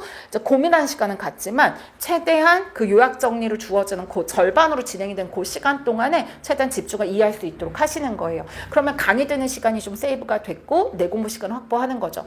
요약 정리만 들어서 합격이 가능한 거예요? 라고 질문하시는 선생님이 있는데, 요약 정리가 기출 기반으로 보는 거예요. 그러니까 전체 봐야 되는데, 제가 기본 이론을 풀어서 하는 건 학교를 졸업한 지 오래되셨거나, 아니면 그 뭐 임상에 가가지고 내 공부랑은 멀리 가 있었어, 이렇게 된다든가, 아니면 뭐 저희 학교는요 너무 그 국시 기반으로만 가르쳐가지고 그 이해 위주로 해서 그런 기본기가 좀 부족해요 라고 하시는 분들이 있으니까 이해 기반으로 쭉 다 풀어서 설명을 하는 거고요. 그리고 선택까지 좀 본격적인 건 사실 요약 정리거든요. 그래서 요약 정리부터 하셔도 본인이 주체가 돼서 진행할 수 있다라고 하면 반드시 합격을 이룰 수 있다고 생각을 합니다. 그래서 무엇보다 본인이 공부하시니까 갖는 거. 그리고 이런 얘기는 여러 번 했던 것 같긴 한데요. 수업을 듣는 거는 자기 공부가 아니에요. 근데 수업을 들었으면 최소한 1대1로는 자기 공부 시간 가지셔야 돼요. 그래서 1시간 수업을 들었으면 1시간 복습 시간을 가져야 되는 거고요. 근데 수업을 듣는데 너무 많은 시간이 들어가요 라고 하신다면, 인강 들을 때 장점이 있잖아요. 조금 배속 높여가지고 들으시면서 세이브하고, 그리고 좀 알고 있는 개념 설명할 땐 배속을 더 높였다가, 내가 좀 모르는 내용이다 라고 하면 정배속으로 두고, 아니면 반복해서도 듣고, 그래서 주체가 돼서 진행을 하시라고 하는 거죠. 그래서 계획을 세우실 때 일단 자기 생활에서의 공부 패턴을 그러니까 공부, 하루 시간을 어떻게 내가 쓰고 있는지 확인하셔서 거기에서 절대적인 공부 시간을 확보해서 자기 루틴을 만들어 가셔야 되는 거고요. 그리고 1년 동안의 공부 계획에 대한 걸 물어보시는데, 1년 동안의 공부 계획은요, 학원 커리가 상반기는 그러니까 단거나 만들고, 그래서 내가 공부해야 될 나의 무기를 만드는 데 시간을 쓰는 거예요. 그래서 내용을 이해해야 되고요. 그리고 그걸 구조화해 두기도 하고, 그리고 뭐 이해가 안 되고 그림도 그려놓고, 그리고 기출에서 어떻게 나올지에 대한 나올 만한 방향에 대한 거 다 표시해 두고, 요걸 메인으로 하는 거고요. 그리고 하반기에 가면 이걸 계속 회독해가지고 인출을 할 거거든요. 그러면 그렇게 인출 연습을 계속해서 시험장을 11월 달에 가시는 거예요. 그러면 우리가 그래도 공부를 그래도 선생님들 한 가닥 하셨기 때문에 간호학과에 갔고 교직에서 하셔가지고 이 자리에 계신 거잖아요. 그러면 감을 생각해 보는 거예요. 다 이 4권의 책을 과연 내 거로 만들어서 시험장에 가서 인출을 하려고 하면 내가 언제까지는 그래도 우리가 일반적으로 얘기하는 상반기 6월 말까지는 이해하는 거, 내가 늦게 시작해서 이걸 못할 것 같아. 그러면 한 7월이나 8월 정도까지를 이해 기반으로 하고 정리하는 데 시간을 쓰고요. 9월부터 해서 속도를 높여가지고 난 벼락치기 하면서 계속 인출해보고, 그럼 시험장에 가서 인출할 수 있을 거야. 그러면 이제 9월부터는 아웃풋에 초점을 맞추시는 거죠. 그래서 본인이 보셔서 교육학이랑 이론, 전공에 대한 걸 좀 이해하고 정리해두고 하는 시간을 내가 언제까지 정도를 쓰면은 그래도 내가 내 걸 좀 만들 수 있을 건지. 그땐 외우는 게 아니에요. 그러니까 이해를 하고 구조화를 해두고요. 암기할 준비를 해두는 거예요. 그리고 본격적으로 이것만 계속 반복해 보면서 외우고 아웃풋, 인출해보고 그걸 반복하는 시간에 돼요. 그걸 가지고 생각해 보시면, 그래서 내가 언제까지는 이 정도 끝나야 돼 라고 하는 감이 있으신 거죠. 그리고 하반기 때 회독해 보시면 내가 1회독을 해서 어느 정도 인출이 되어지더라? 그러면 1회독을 내가 몇 회독 정도는 해야 그래도 시험장 가서 쓸 수 있을지를 생각하셔서, 처음에는 뭐 2달 동안에 1회독 아니면 2달 반 동안 1회독을 했다고 하면 그다음에 1달 반, 그다음에 1달 이런 식으로 해서 몇 회독은 하고 시험장 들어가야지, 요거를 대략적으로라도 계획을 가지고 진행을 하셔야, 그래서 한 달 해야 될 게 나와요. 그러면 그리고 한 주 한 주 해야 될 게 정해지죠. 그럼 하루하루 바빠요. 계획을 어떻게 세울까요? 이게 아니에요. 빨리 계획 세워서 내가 하루하루 해야 되는 게 많았구나 라고 하는 걸 느끼실 수 있으실 거고, 그래서 좀 더 적극적으로 해나가실 수 있을 거라고 생각을 합니다. 그래서 그러니까 학습 계획 수립하시는 거에 대해서 말씀을 드렸고요. 이것대로 지금 제가 말씀드린 내용을 가지고 한번 기록을 하고, 그리고 1년 동안에 어떤 준비를 해가야 되는지를 이제 감을 가지고 한번 계획을 세워보시고요. 그걸 세워서 실천을 하면서 이제 소소하게 생겨지는 어려움이나 이런 것들은 따로 연락을 주셔서 또 메일이나 이런 걸 통해서 같이 이야기를 나누면 좋을 것 같습니다.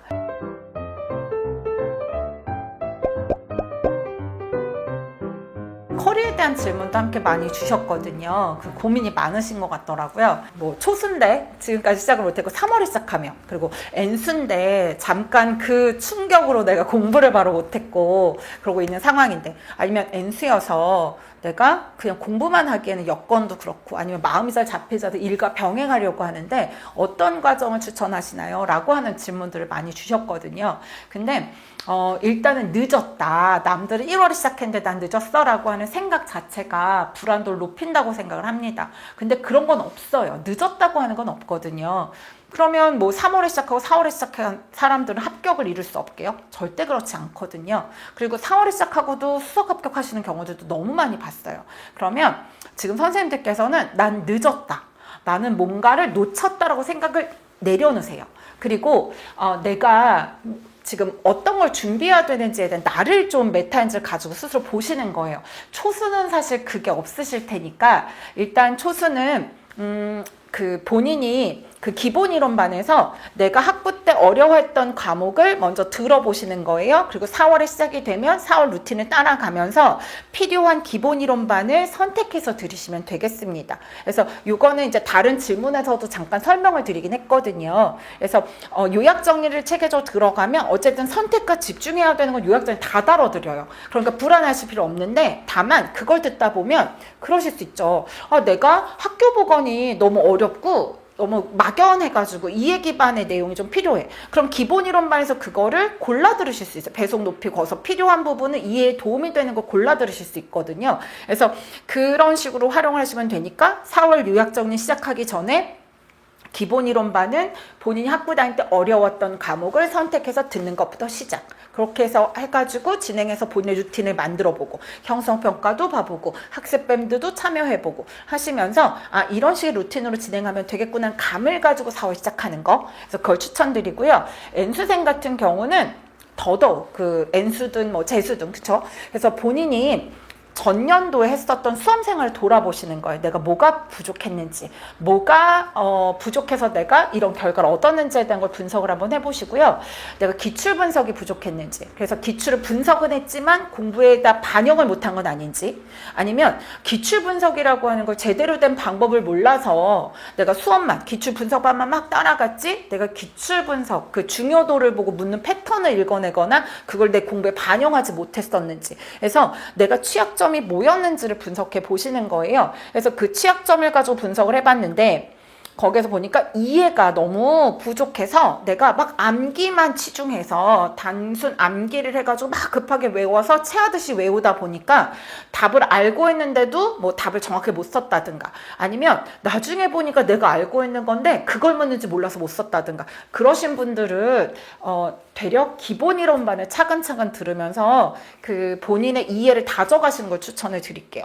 근데 또 어떤 분은 내가 이해는 되어져 있는데 뭔가 막 이것도 보고 저것도 보고 막 다 봐야 될 것 같아서 회독을 잘 못했고 그 인출 연습을 많이 못했어. 이렇게 생각을 하시는 분들 같은 경우는 되려 4, 6월 달에 요약정리나 기출분석반을 추천드릴게요. 선택과 집중을 그 요약정리반에 가면 최근에 어떻게 나왔고 어떤 게 나왔으면 어떤 방향으로 나올 겁니다 라고 얘기를 하잖아요. 그러면 그거에 맞춰서 내가 선택과 집중을 해볼 거야 라는 생각 가지고 요약정리를 메인으로 들으시는 걸 추천을 드리겠습니다. 그래서 그냥 N수는 다 열심히 해야 되는데 이것도 보고 저것도 보는 게 좋대. 그리고 작년 문제를 보니까 막 마이너한 게 너무 확장이 됐어. 그렇다고 공부 영역을 넓히거나 하는 건 절대 그러니까 합격을 잡을 수 있는, 그래서 뭐 합격에 대한 거를 뭐라고 하죠? 확정해 줄 수 있는, 그래서 그런 공부 방법은 아니에요. 그러니까 이게 초수생이랑 N수생을 가지고 봤을 때 N수생이 훨씬 유리한 고지에 있어요. 그건요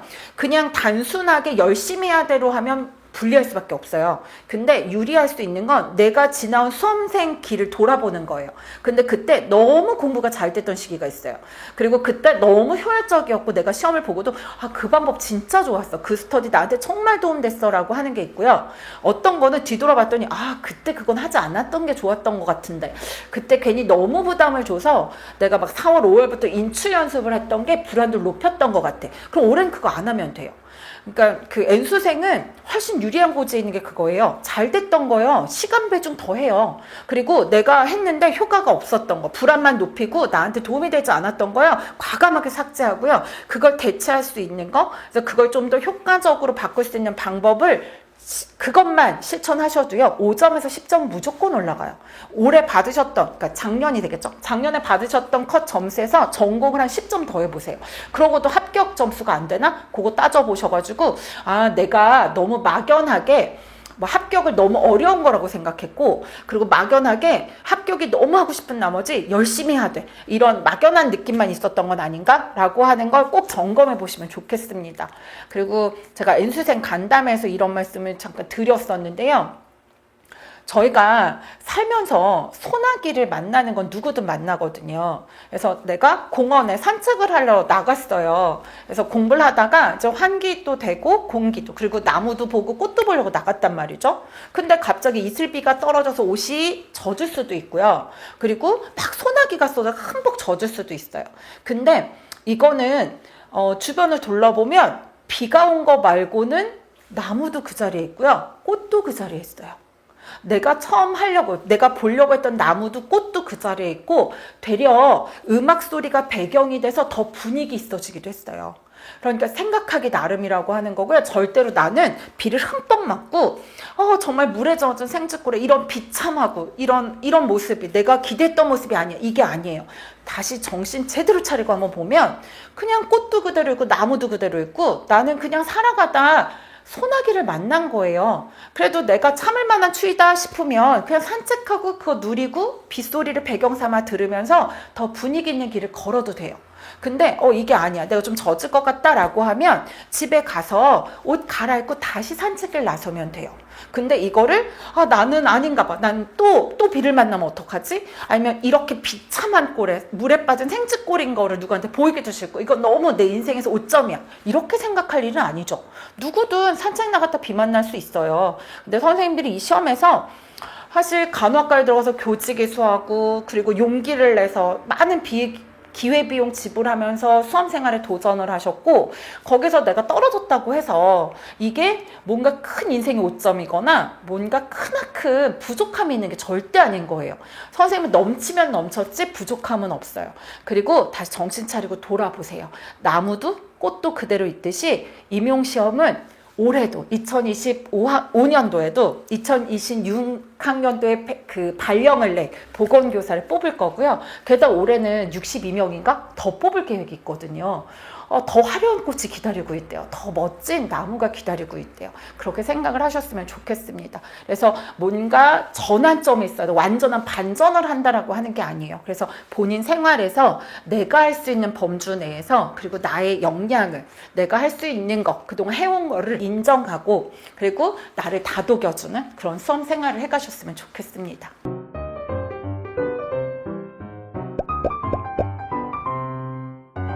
네, 이번에는 누구나에게 있는 24시간을 어떻게 하면 좀 더 효율적으로 활용할 수 있을까? 사실 저도 많이 고민하는 부분입니다. 그래서 책도 되게 많이 샀던 것 같아요. 그래서 어떻게 하면 뭐 한 번에 여러 가지 일을 하냐, 어떻게 하면 24시간을 뭐 48시간 좀 쓸 수 있냐, 뭐 이렇게 그 우리를 구미를 당기는 책들도 되게 많거든요. 근데 거기에 아주 그렇단, 그러니까 뭔가 확 뭔가 바꿔주는 그런 기적은 없더라고요. 기적 같은 방법은 없었고요. 결국에 그 하루하루 시간에서 우선순위를 둬서 일하는 거. 그래서 우리가 뇌도 그렇고 우리 주어지는 시간 24시간이라고 하는 것도 한정될 수밖에 없어요. 내가 할 수 있는 역량도 그렇고 에너지 쓰는 것도 그렇죠. 그래서 우선순위를 정하셔야 된다는 얘기를 하는 거예요. 그래서 육아를 하거나 직장을 다니시면 그것보다 공부를 우선순위를 둘 수는 없습니다. 하지만 그러니까 우선순위 위에는 있어야 되는 거죠. 그래서 공부가 우선순위에 있으시려면 일단은 처음엔 노력이 좀 필요해요. 처음에는 일부러라도 최소한 하루에 이만큼에 대한 시간을 확보해야 돼 라고 하는 절대적인 시간을 확보하세요. 작년에도 그 서울에 4등으로 합격하신 유가맘이시거든요. 근데 처음에 그 공부 시간 확보하지 못하셔가지고 하루에 3-4시간 정도를 지속하셨어요. 근데 그분이 여름을 지나고 하반기에 가면서 내가 들인 노력이 아까운 거예요. 그리고 이렇게 하면 정말 합격이 가까워질 것 같다는 느낌이 드는 거죠. 그래서 이제 조금 더 내가 자투리 시간이라도 조금이라도 시간이 나면 더 공부에 시간을 들였던 거예요. 그래서 정말 그 합격생들한테 어느 정도 하루 공부를 하셨어요? 라고 했었을 때요, 5시간 미만이 적긴 합니다. 하지만 4-5시간으로도 합격을 이룬 선생님도 있으셨거든요. 그러면 그 선생님들은 무엇보다 효율적인 시간 활용을 하셨다고 하는 거고, 그리고 효율적인 시간 더하기 뭐였냐면 꾸준함이 있었어요. 그러니까 하루에 내가 4-5시간밖에 공부를 못하지만 들쑥날쑥한 게 아니에요. 어쩔 수 없는 경우가 물론 있죠. 그래서 뭐 1년 내내 뭐 하루도 빼지 않고 4-5시간 했다는 건 아니지만, 하지만 일주일에 대부분, 한 달에 정말 대부분을 4-5시간 확보를 했던 거예요. 그러면 사람이 욕심이 생겨요. 그리고 4-5시간을 공부하지만 어떻게든 합격에 이를 수 있는, 그래서 공부를 할 수 있는 방법을 자꾸 고민하게 되는 거예요. 그러면 쓰는 시간 최소화하고요. 그리고 정리가 된 자료 드리는 거 그냥 거의 그대로 써요. 가공하지 않고. 그러니까 남들은 정리하고 구조하고 이런 데 시간을 쓴다라고 하면 내가 주어지면 머리에 넣는 걸 하는 거죠. 머리에 넣고 이해하고 인출하고 여기에다 시간을 쓰는 거예요. 그리고 상반기 때 이렇게 해서 쓰다 보면, 아까 제가 서울 그 합격한 선생님 얘기 드렸잖아요. 하반기 되니까 욕심이 생기는 거예요. 그래서 남편한테도 부탁하고 친정 어머니한테도 부탁하고, 그래서 1시간이나 2시간을 조금씩 더 확보를 하는 거예요. 그러니까 사람이 처음에는 내 의지로 만들어야 돼요. 노력해가지고 만들거든요. 하반기 때는 나도 모르게 그 시간을 확보하고 있어요. 그 내가 들인 시간이 억울해가지고 자체적으로 그 자체 동력을 가지고 움직이도록 만들어야 된다고 하는 거죠. 그래서 사람의 의지라고 하는 건요, 사람의 의지를 가지고 못 이루는 일이 정말 없는 것 같지 않으세요? 저는 막 한강다리에 다리 얹어지고, 그리고 막 그 터널이 바다 밑으로 뚫리고 하는 거 보면 정말 인간의 힘이 대단하다는 생각이 들거든요. 그리고 그 작년에도 3교대를 하시면서 합격한 선생님이 있어요. 근데 그 선생님께서 처음에 시간 관리하는 게 정말 힘드셨다고 했어요. 그래서 퇴근하고 공부해야지 라고 생각했지만 막상 집에 가면 퍼지는 거예요. 그래서 그 선생님이 했던 방법 중에서 데이를 출근하면 이제 좀 일찍 퇴근을 하잖아요. 근데 집 근처에 스터디 카페를 끊었더니 결국 집을 가시게 되더래요. 그래서 병원 앞에다가 스터디 카페를 얻은 거예요. 그래서 간단하게 먹을 걸 사가지고 스터디 카페를 들어가고요. 5시간을 채우자는 집에 안 가셨대요.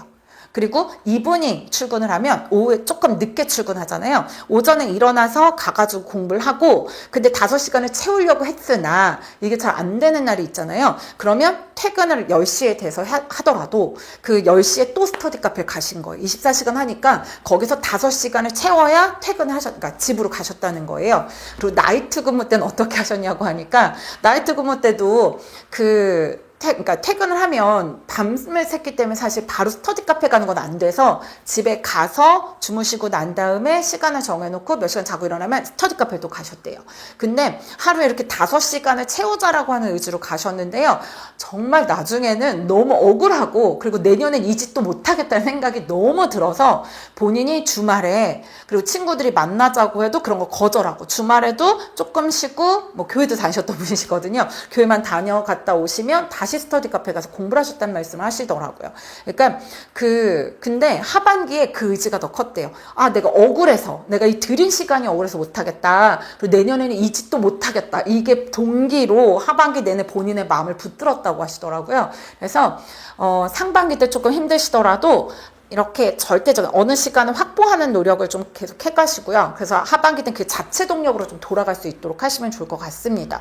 그리고 내가 5시간이 확보가 된다라고 생각이 되면 그럼 그 5시간 안에 해야 될 것들을 써보세요. 그러면 내가 어디에다 얼마나 시간을 들여야 되는지가 좀 정해질 거거든요. 그러면 그 시간 안에 어떻게든 최대한 효율적인 학습을 할 때 그럼 강의에 내가 최대한 드릴 수 있는 시간에 대한 한계가 있거든요. 그러면 강의를 꼭 다 들어야 된다고 생각하지 말고 선택적으로 내가 강의를 선택해서 듣고 그리고 이제 내 걸 만드는 시간을 좀 드리고 그래서 항상 얘기를 하지만 본인이 공부의 주체예요. 강의가 다가 아니에요. 강의 들었다고 든든하신 건 그냥 마음의 위안일 뿐이에요. 강의 들었다고 머릿속에 남아있지 않고요. 강의를 듣지 않았어도 내가 주체가 돼서 중요한 건데 이해가 안 돼. 강의를 내가 그러니까 선택해서 들었다? 그건 내 공부가 됩니다. 그래서 그런 식으로 주도가 되는 공부를 해가셨으면 좋겠다는 생각이 들고요.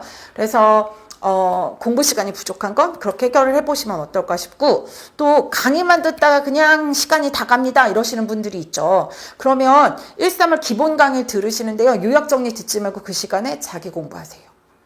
그래서 강의는 시간이 되면 들으시면 좋죠. 안 듣고 하는 것보다는 어쨌든 그 페이스메이커가 돼서 훨씬 더 그러니까 도움이 되어지고요. 그리고 내가 아는 게 많아지면 들리는 게 더 많아질 거거든요. 근데 강의가 메인이 돼서 끌려가시면 안 돼요. 막 목에 끌려가지고 가시면 나중에 너무 힘만 들고 남는 게 없어요. 그래서 강의를 듣더라도 기본 이론반을 듣고 요약 정리를 듣더라도 골라 들으시면 돼요. 배속 빨리 해놓고 좀 천천히 해가지고 내가 들을 부분을 골라 들으시면 되는 거고 요약 정리 들으시다가 이해가 안 들고 기본에 그 과목만 참고하시고 그 영역만 참고하시고 이렇게 본인이 주체가 돼서 능동적인 공부를 해가시라는 말씀을 꼭 드리고 싶습니다. 그래서 시간이 없으면 공부하는 사람은 얼마나 좋을까 공부하면 얼마나 좋을까라는 생각을 하실 텐데요. 막상 합격하신 분들을 공부한 시간을 물어보잖아요. 제일 많은 게 5시간에서 8시간이에요. 공부만 한다고 해서 10시간, 12시간 하시는 분들 많지 않고요. 그리고 그렇게 하셨다고 해서 합격으로 이루어지는 게 아니에요. 능동적으로 그리고 효율적으로 학습하시는 게 필요하고 그리고 우리가 하반기에 가가지고 이제 저희 시험이 어차피 서답형이니까 아웃풋을 연습하는 거예요. 근데 선생님들은 맨날 정리하고 요약집 만들고 막 구조화하는데 시간 많이 들이거든요. 근데 그걸 반복하지 못하면 시험장 가서 못 써요. 근데 시험장 가서 쓸 수 있게 준비하셔야 되잖아요. 그렇죠? 그래서 제가 가끔 예를 들은 게 올림픽에 나간 선수들 얘기하거든요. 올림픽 선수는 뭐예요? 그 시합 당일날, 올림픽에 나간 당일날 최상의 능력 발휘를 해야 돼요. 그럼 지금 선생님들도 우리 1차 시험 보는 날을 올림픽 대회 날이라고 생각하시면 돼요. 그래서 최상의 그 컨디션으로 최상의 기능 발휘를 할 수 있는 걸 만들어 가시면 되거든요. 근데 그걸 위해서 뭐 세계적으로 하는 선수들이 하는 모든 훈련을 다 받고 그게 도움되는 거 아니죠. 내가 취약한 게 뭔지 파악하셔서 그걸 반복해서 훈련하시고 그리고 나를 컨디션 좀 잘해가지고 그날 건강, 멘탈도 그렇고 신체 상태도 그렇고 최상의 컨디션으로 시험장에 가게 만들면 돼요. 그거는 누가 알아요? 나만 알아요. 그리고 진행되는 거에 따라서 아웃풋을 계속 해보시다 보면 아 내가 이 정도는 연습이 필요하구나, 이쪽 파트는 이런 연습이 좀 더 필요하구나, 이런 것들을 내가 스스로 알 수 있다라고 하는 거죠. 그래서 자신감을 가지시고요. 내가 이 시간밖에 없는데 합격 이룰 수 있어? 이룰 수 있어요. 본인이 스스로 합격을 이뤄낼 수 있다라고 한 확고한 믿음이 있으시고 상반기 때 꾸역꾸역 그래서 뭔가 참아내고 참아서 하에 나가시잖아요. 그럼 합격이 보이실 거예요.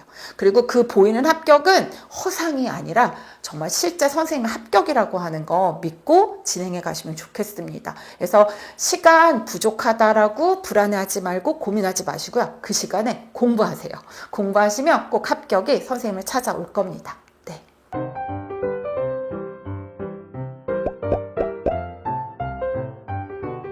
이번에는 건강에 대한 이야기를 해볼까요? 건강이 무너지면 모두 다 잃게 되는 것이다 라고 할 만큼 건강이 정말 중요하다고 하는 건 건강 전문가인 저희가 누구보다도 잘 알죠.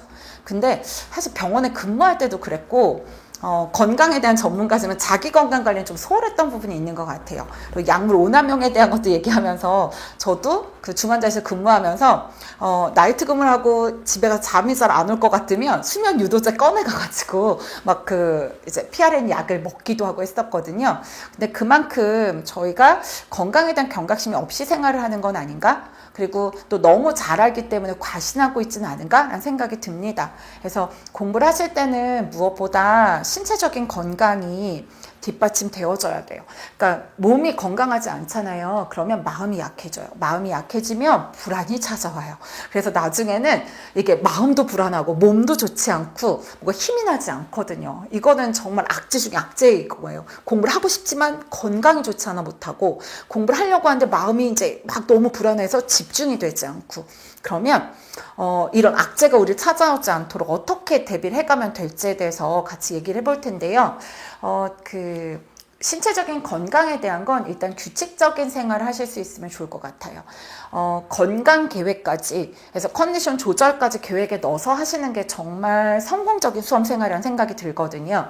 그래서 선생님께서 하루 중에 내가 운동을 좀 그러니까 규칙적으로 운동을 좀 할 수 있을 만큼 시간을 좀 할애할 수 있다라고 하면 상반기까지는 좀 편안한 마음으로 운동을 해가셔도 될 것 같아요. 뭐 수영을 한다든가 본인이 좀 좋아하는 운동 있잖아요. 스트레스도 좀 해소가 되고 즐거운 시간으로 할애할 수 있다라고 하면 일주일에 2, 3일 정도는 운동하시는 거 괜찮다고 생각이 됩니다.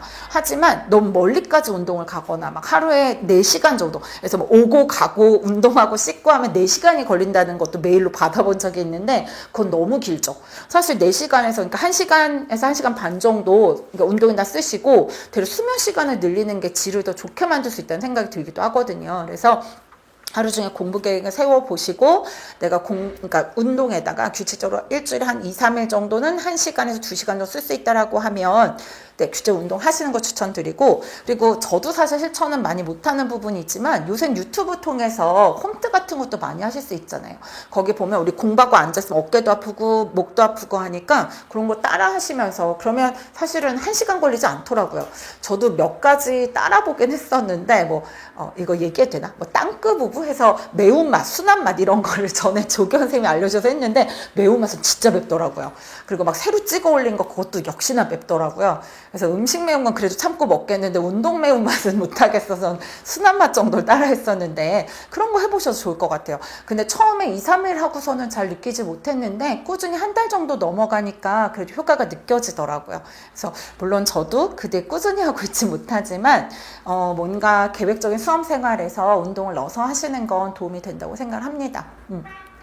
그리고 또 그러니까 수면에 대한 것도 얘기 많이 하시는데요. 제가 규칙적인 생활 얘기했잖아요. 저희가 생리적으로 회복이 되려고 하면 최소 6시간은 수면을 해야 된다라고 얘기를 하거든요. 근데 선생님들은 특히나 낮에 공부한 게 장기 기억으로 넘어가야 돼요. 그리고 낮 동안 공부하면서 불안이나 이렇게 생겼던 부정적인 감정에 대한 것도 정리가 되어져야 돼요. 그러면 6시간 정도는 수면 시간을 확보하시는 걸 추천을 드릴게요.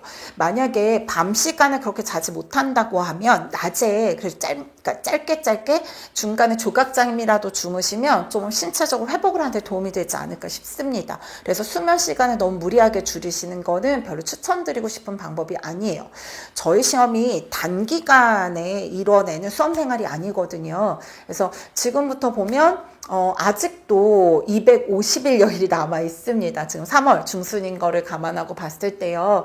250일이면 6개월이 넘는 시간이거든요. 근데 그 시간 내는 신체적으로 무리한 생활을 가지고 끌어가실 수 없기 때문에 계획 안에 충분한 수면 시간에 대한 거 그리고 운동에 대한 걸 넣어가지고 하시면 좋고요.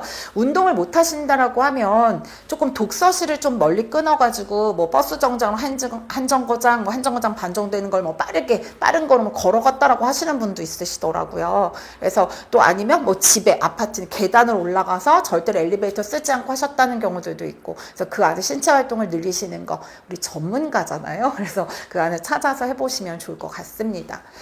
그리고 그 멘탈 관리를 한번 얘기를 해볼까요? 그래서 신체적인 건강뿐 아니라 심리적인 건강이 정말 중요하다고 생각이 되고 또 이렇게 장기간 레이스를 갖는 수험 생활에서는 그 마음가짐이 정말 중요하다는 생각이 들거든요. 그래서 제가 인생 간담회에서도 선생님들께 왜 보건교사가 되고 싶었는지 그리고 보건교사가 돼서 내가 10년 차가 됐을 때 어떤 보건교사의 모습이고 싶은지 이런 것들을 지금 써보시도록 했었어요.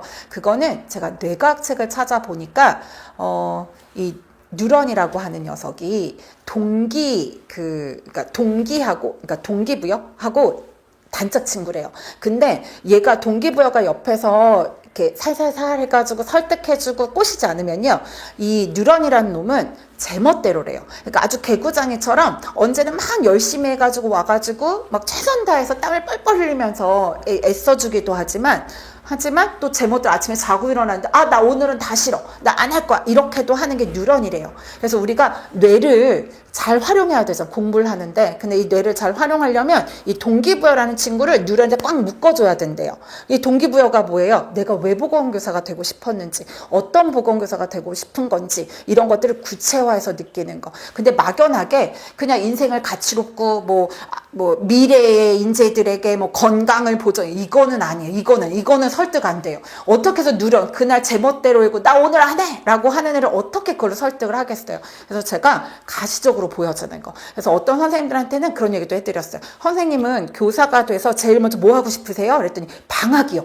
방학을 누릴 거예요. 방학을 정말 제가 그 방학에 아무것도 하지 않고요, 정말 충분하게 정말 제가 하고 싶은 것들만 할 거예요 라고 하셔가지고 제가 그분한테 첫 방학, 여름방학에, 그럼 선생님은요 2026학년도 첫 여름방학에 방학을 하자마자 뭘 하고 싶은지 한번 써보세요. 그리고 내가 여행을 갈 건데 여행을 어딜 갈 건지를 한번 써보세요. 그래서 방학하고 제일 먼저 할 거, 그리고 방학을 하고 여행을 갈 때 어느 나라를 갈 건지, 그것도 나라 이름만 써놓지 마세요. 그 나라에 가가지고 어떤 식당을 갈 건지, 요새는 뭐 검색 잘 되잖아요. 거기에 가서 어떤 음식을 먹고 뭐 어떤 옷을 입고 무얼 할 건지를 한번 써보시는 거예요. 그러면 뭔가 여름방학이 가까이 와 있거든요. 근데 이 여름방학 누르려면 뭐야? 합격부터 이뤄야 되거든요. 그럼 할만해요. 그래서 내가 그러니까 뭔가 오늘 조금 마음이 동하지 않아서 뉴런이 이렇게 제멋대로 누워있다. 그랬을 때 여름방학 때 뭐뭐 해야 되는데, 내가 이거 이뤄내야 되는데 라고 생각을 하면 벌떡 일어나서 하게 되거든요. 그래서 뭔가 본인이 동기될 만한 거. 근데 이 동기라고 하는 건 사람마다 다르긴 할 거예요. 제가 지금 예로 들었던 게 방학이긴 하잖아요. 근데 전에 봤던 책 중에 어떤 게 있었냐면 공무원 시험에서 합격하신, 그래서 이제 9급에 합격하고 막 7급 도전해서 합격하신 분이 쓰신 책에 어떤 내용이 있었냐면, 그냥 그분한테 동기는 합격은 너무 막연했던 거예요. 그래서 그분이 하셨던 게, 일주일 동안 내가 공부 계획을 잘 세워가지고 실천을 했잖아요. 그러면 그 일주일이 되는 날 삼겹살 방근에 소주 한 병. 그래서 그거를, 그러니까 유일하게 나한테 허락을 하는 날인 거예요. 근데 일주일 동안 내가 공부를 실천을 못 했잖아요. 그러면 안 먹었대요. 근데 그게 그렇게 일주일 내내 화가 나더래요. 그래서 정말 미친 듯이 지켰대요. 그래서 삼겹살을 기름기 많은 데를 사다가 구워가지고 소주에다 딱 먹고 그냥 자는데 그렇게 만족스럽고, 아, 나 이 한 주 정말 잘 살아냈구나 했다는 거예요. 그러니까 여기서 동기는 다 달라요. 내 뉴런을 움직일 수 있는, 내가 뇌를 잘 활용할 수 있도록 얘를 살살 꼬셔줄 단짝 친구가 누군지. 그래서 나는 방학이야 라고 하면 방학. 그리고 나는 그래, 내가 교사가 돼가지고 정말 그 학생들한테 존경을 받고 사랑받고 정말 교육을 하는, 그래서 정말 아이들의 생활에, 실생활에 도움이 되는, 미래에 그 아이들의 건강에 도움되는 보건교육을 할 거야. 그러면 어떤 내용으로 보건교육 할 건지, 그래서 그 주제, 그리고 수업안도 한번 짜놓는 거예요. 그래서 그거 짜놓고, 아, 내가 정말, 그래서 그 수업안을 자꾸 들여다보는 것도 아이들과 생각나, 거기에 또 뭐를 적어 넣으세요. 그러면 점점점 완성됐고, 이걸 들고 들어가서 내가 학생들한테 교육을 한다고 상상하면 뭔가 짜릿하지 않으세요? 그러니까 나한테 동기부여가 될 만한 걸 구체적으로, 그래서 바로바로 뇌를 움직여주고, 이 자꾸 게을러져 제멋대로 하려고 하는 뉴런을 꼬실 수 있고 얘를 끌고 갈 수 있는 동기를 만들어주시면 좋겠다는 생각이 듭니다. 그래서 사람 별거 없어요. 되게 우리 알잖아요. 전 홈쇼핑 방송 볼 때, 아, 사람이 정말 단순하구나 느끼거든요. 이미 알고 있거든요. 그래서 마케팅 책도 보고 해가지고 알고 있는데, 갑자기 홈쇼핑을 보다가 마지막 기회입니다, 다시 이런 기회 없어요, 막 마감이 뜨려고 해요, 막 이렇게 하잖아요. 그럼 갑자기 막 뭔가 당장 내가 해야 될 거 손이 막 떨리기 시작하거든요. 근데 사람은 그 순간순간 나를 동하게 하는 자극들을 적재적소에 주면 돼요. 본인을 아는 건 본인 자신이 제일 잘 알거든요. 그러니까 나한테 동기가 되는 게 무엇인지. 그래서 영화를 좋아하시면 뭐 한 주 공부 계획 잘 세워서 실천하고 나면 영화를 본다든가. 그래서 뭔가 공부를 하는 게 나한테 자꾸 그러니까 좋은 즐거운 자극이 되도록 만들어준 어떤 장치들을 자꾸 만들어서 하시면 좋을 것 같다는 생각이 들어요. 또 제가 자꾸 선생님들이 저는 뭘까요? 라고 하실까봐 이제 상담할 때 자꾸 이런저런 얘기를 해가지고 또 떠오른 게 있는데요. 예전에 직강 선생님 두 분이 단짝으로 되게 공부를 열심히 하셨는데, 두 분은 정말 수험생의 그늘을 찾아볼 수가 없었어요. 늘 너무나 밝은 기운이 주변을 둘러싸고 있어서 제가 두 분한테 항상 두 분을 보면 저도 기분이 좋아져요. 그러니까 노량진에서 흔히 볼 수 없는 너무 맑고 정말 반짝반짝이는 밝음이에요 라고 했더니, 두 분은 노량진 오는 게 너무 즐겁다는 거예요. 어떻게 즐거우세요? 그랬더니 집에서 혼자 공부하다가 학원에 와서 뭔가 같이 공부하는 이 느낌, 같이 호흡하는 것도 좋대요. 나만 이렇지 않는구나 라고 하는 호흡하는 것도 좋고, 그리고 이제 두 분이 단짝으로 노량진 맛집 검색해서 점심시간 그 1시간에 부랴부랴 가가지고 그 맛집을 하나씩을 깨부신다는 거예요. 그래서 이거를 이제 깨부시면서, 그래서 이제 맛집을 찾아가지고 저한테 추천을 해주시기도 했었거든요. 그리고 맛집이 하나로 안 끝나요. 그분들은 후식까지 드셨어요. 그래서 그러니까 점심시간 끝나고 그 5분에서 늦게는 한 15분까지 늦게 오실 때도 있긴 했었는데, 그 즐거움 때문에 학원 오는 날이 즐거웠다라고 하는 거예요. 이렇게 사람은 복잡하지 않습니다. 가슴에 손을 얹고요. 가슴에 손을 얹을 것까지는 필요 없을지 모르겠지만, 내가 먹는 걸 좋아하나? 내가 노는 걸 좋아하나? 내가 야구 보는 걸 좋아하나? 내가 어떤 거에 저 밑바닥에서부터 동할 수 있는 게 뭐지? 뭐 이걸 한번 생각해 보세요. 돈을 좋아하나? 좋아하는 게 분명히 있어요. 그래서 나를 움직일 수 있는 장치를 만들어 두시는 걸 추천드릴게요. 그리고 이 뉴런이란 놈은요, 워낙 제멋대로래요. 그러니까 하루 이틀쯤 하기 싫다라고 생각이 들면, 그래, 네가 그렇지, 넌 원래 그런 놈이야 라고 생각하시면 돼요. 그리고 걔는 원래 자꾸 핑계 만들고 쉬고 싶어 한대요. 그러니까 그냥 원래 그런 거야. 그러면 내가 내 뜻대로 좀 설득해서 끌고 올 수 있는 장치를 만들어주면 좋겠다는 거죠. 네. 그리고 또 이 얘기를 하다 보니까 선생님들 슬럼프 얘기들 많이 하시거든요. 근데 저는 계속 학습 코칭하고 상담을 하면서 진정한 슬럼프를 몇 개 못 봤어요. 그러니까 슬럼프를 또 그렇게 폄하해서 좀 죄송한데, 그러니까 제가 선생님들이 그냥 두루뭉술하게 뭉쳐가지고 다 뭉뚱그려가지고 슬럼프해요 라고 얘기를 하는데, 깊게 들어가서 이야기를 나누다 보면 그냥 체력적으로 지친 거예요. 아니면 심리적으로 이제 번아웃이 온 거예요. 물론 그게 슬럼프일 수도 있겠지만 그건 해결 방법이 있거든요. 쉬면 돼요. 쉬면 되고요. 잠깐 힐링하러 다녀오면 돼요. 근데 그냥 막연하게 공부가 안 돼요. 그렇게 하고 3일, 4일, 5일 이렇게 넘어가잖아요. 그런데 체력적으로, 심리적으로 번아웃이 올 만큼 열심히 했던 사람이 한 3, 4일 공부 안 하고 나면 불안도가 확 올라가요. 더 악화되어지고 더 길어지더라고요. 그래서 제가 이제 꼬치꼬치 막 여쭤보거든요. 그러다 보면 이분이 지금 체력적으로 너무 지쳐있고 지금 소진이 되어져서 뭔가 힘을 내려고 하는데 그 피로가 회복이 되지 않아서 힘이 나지 않으시는 경우구나 라고 판단이 되면 제가 선생님한테 그래요. 선생님 일주일 동안 직각 나오지 마세요. 그리고 나중에 보강해서 들어도 되니까, 그리고 이 수업 이틀 안 들었다고 해서 이게 전체 수험 생활에 크게 흔들리지 않으니까 마음 편하게 공부 다 내려놓고 공부 있고 집에서 하고 싶은 거 하면서 푹 쉬시거나 아니면 여행 가고 싶었거나 하고 싶었던 걸 충분히 하고 오세요 라고 하잖아요. 그러면 일주일 뒤에 조금 불안한 모습이긴 해요. 저 근데 지금 한 주를 못 해가지고요 라고 얘기하시지만 표정이 훨씬 밝아져서 돌아오시더라고요. 그리고 혼자 이렇게 집에서 그 밥 해 드신 거 있잖아요. 혼자. 그래서 뭐 고시원 생활하시거나 아니면 자취하시거나 그러면 그런 분들한테 혹시 몸보신 대로 음식 해주실 분이 있으면 가서 실컷 얻어먹고 오라고. 그게 엄마가 됐든 언니가 됐든 선배가 됐든. 그래서 그 직접 해주지 않고 사줄 수 있는 사람 있으면 거기 가서 얻어먹고 오라고. 그러면 조금 뭔가 회복에 대해서 오시더라고요. 그러니까 그냥 막연하게 나 공부 왜 안 되지? 나 이러면 안 되는데. 나 수험생인데 왜 이러는 거야? 자책하지 마시고요. 내가 슬럼프가 온 이유는 분명히 열심히 달린 시간이 있기 때문에 지쳤던 거니까 심리적으로든 신체적으로든 회복이 필요하신 거예요. 그러니까 그냥 쉬시면 돼요. 그리고 열심히 한 시간이 있으면 당연히 바닥으로 내려가는 순간이 있는 거예요. 근데 그때 슬럼프라고 이름 지어주고 나 왜 이러지? 라고 해서 자책하고 하실 필요 전혀 없다고 하는 거예요. 당연한 거예요. 하다 보면 롤러코스터 같이 1년 수험 생활이 이렇게 왔다 갔다 할 거거든요. 그랬을 때 밑에 내려가서 바닥을 친다는 느낌이 들면 위안도 받으시고 그리고 맛있는 거 드셔서 신체도 회복하시고 이런 게 필요하다고 하는 거죠. 그리고 심리적으로도 좀 회복이 되는데 도움이 되는 것들 하세요. 종교 생활 하시면 그쪽에 가가지고 기도도 하시고 그리고 뭐 보고 싶었던 영화나 이런 거 보면서 실컷 울기도 하고 웃기도 하고 이런 시간을 지나시면 그 슬럼프라고 할 게 아니에요. 걔가 그냥 이렇게 스무스하게 지나갈 거예요. 오죠. 바닥으로 떨어지는 순간은 오는데 그걸 스무스하게 조금 부드럽게 넘어가실 수 있을 거라고 하는 거죠. 그래서 저는 슬럼프가 그냥 신체적이든 심리적이든 분명히 뭔가 지쳐있는 순간이라는 생각이 들고 그거는 해결해주면 되죠. 쉬어주면 되고 먹어주면 되고 그래서 그렇게 극복을 해가셨으면 좋겠습니다. 그래도 극복되지 않으시면 연락을 주세요. 함께 또 원인 한번 찾아봅시다. 네, 그리고 또 스트레스 해소 방법?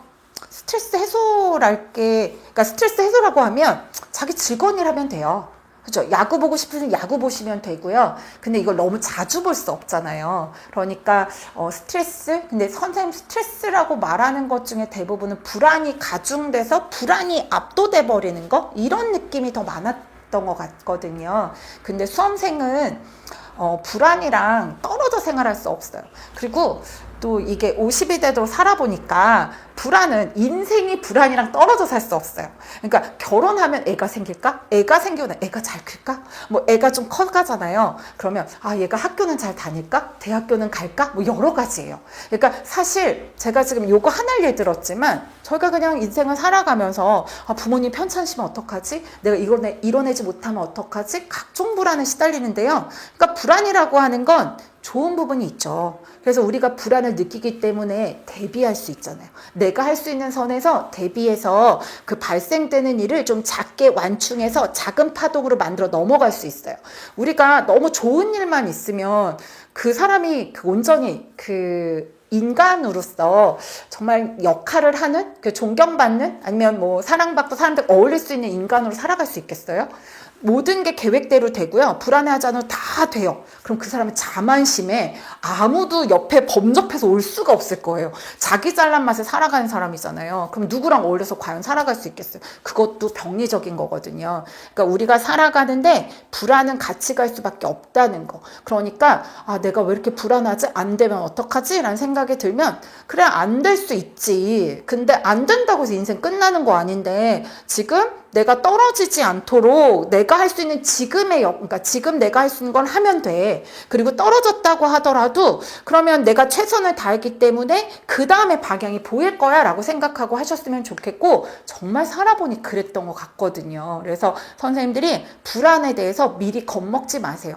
불안은 그냥 내 몸속에 있는 거고요. 내 몸속에 심장이 뛰고 있듯이 어딘가에서 불안이 크고 있어요. 근데 걔 때문에 우리가 너무 위험한 행동 안 하고요. 우리가 막 이렇게 그죠? 차가 쌩쌩 달리는데 막 차도로 뛰어들지 않잖아요. 그거 뭐예요? 불안 때문이에요. 불안 때문에 안 하는 거예요. 그래서 우리가 좀 더 잘 살 수 있는 거거든요. 그래서 그렇게 생각하셔서 떨어지면 어떡하지? 그러니까 내가 더 열심히 공부하면 돼요. 근데 그렇다고 무리하실 필요는 없는 거예요.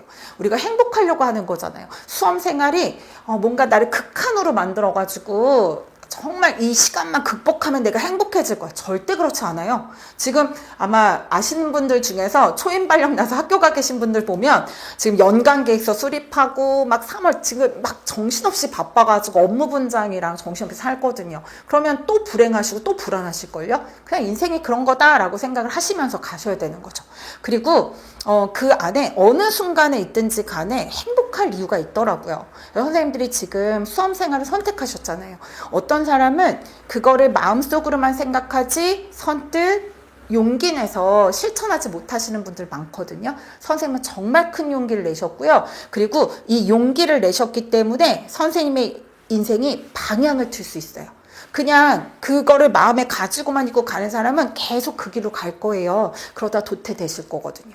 근데 우리는 선생님들은 지금 뭔가 방향 전환을 위해서 이미 방향 틀어서 걸어가고 계시거든요. 그러면 종착점이 달라요. 그러니까 선생님은 벌써 많은 걸 해내신 거거든요. 그래서 눈에 보이는 가시적인 결과가 없다고 해서 스스로를 다그치지 마시고 나는 이미 많은 걸 해왔고 많은 걸 이뤄냈다라고 생각을 하시면 좋겠습니다.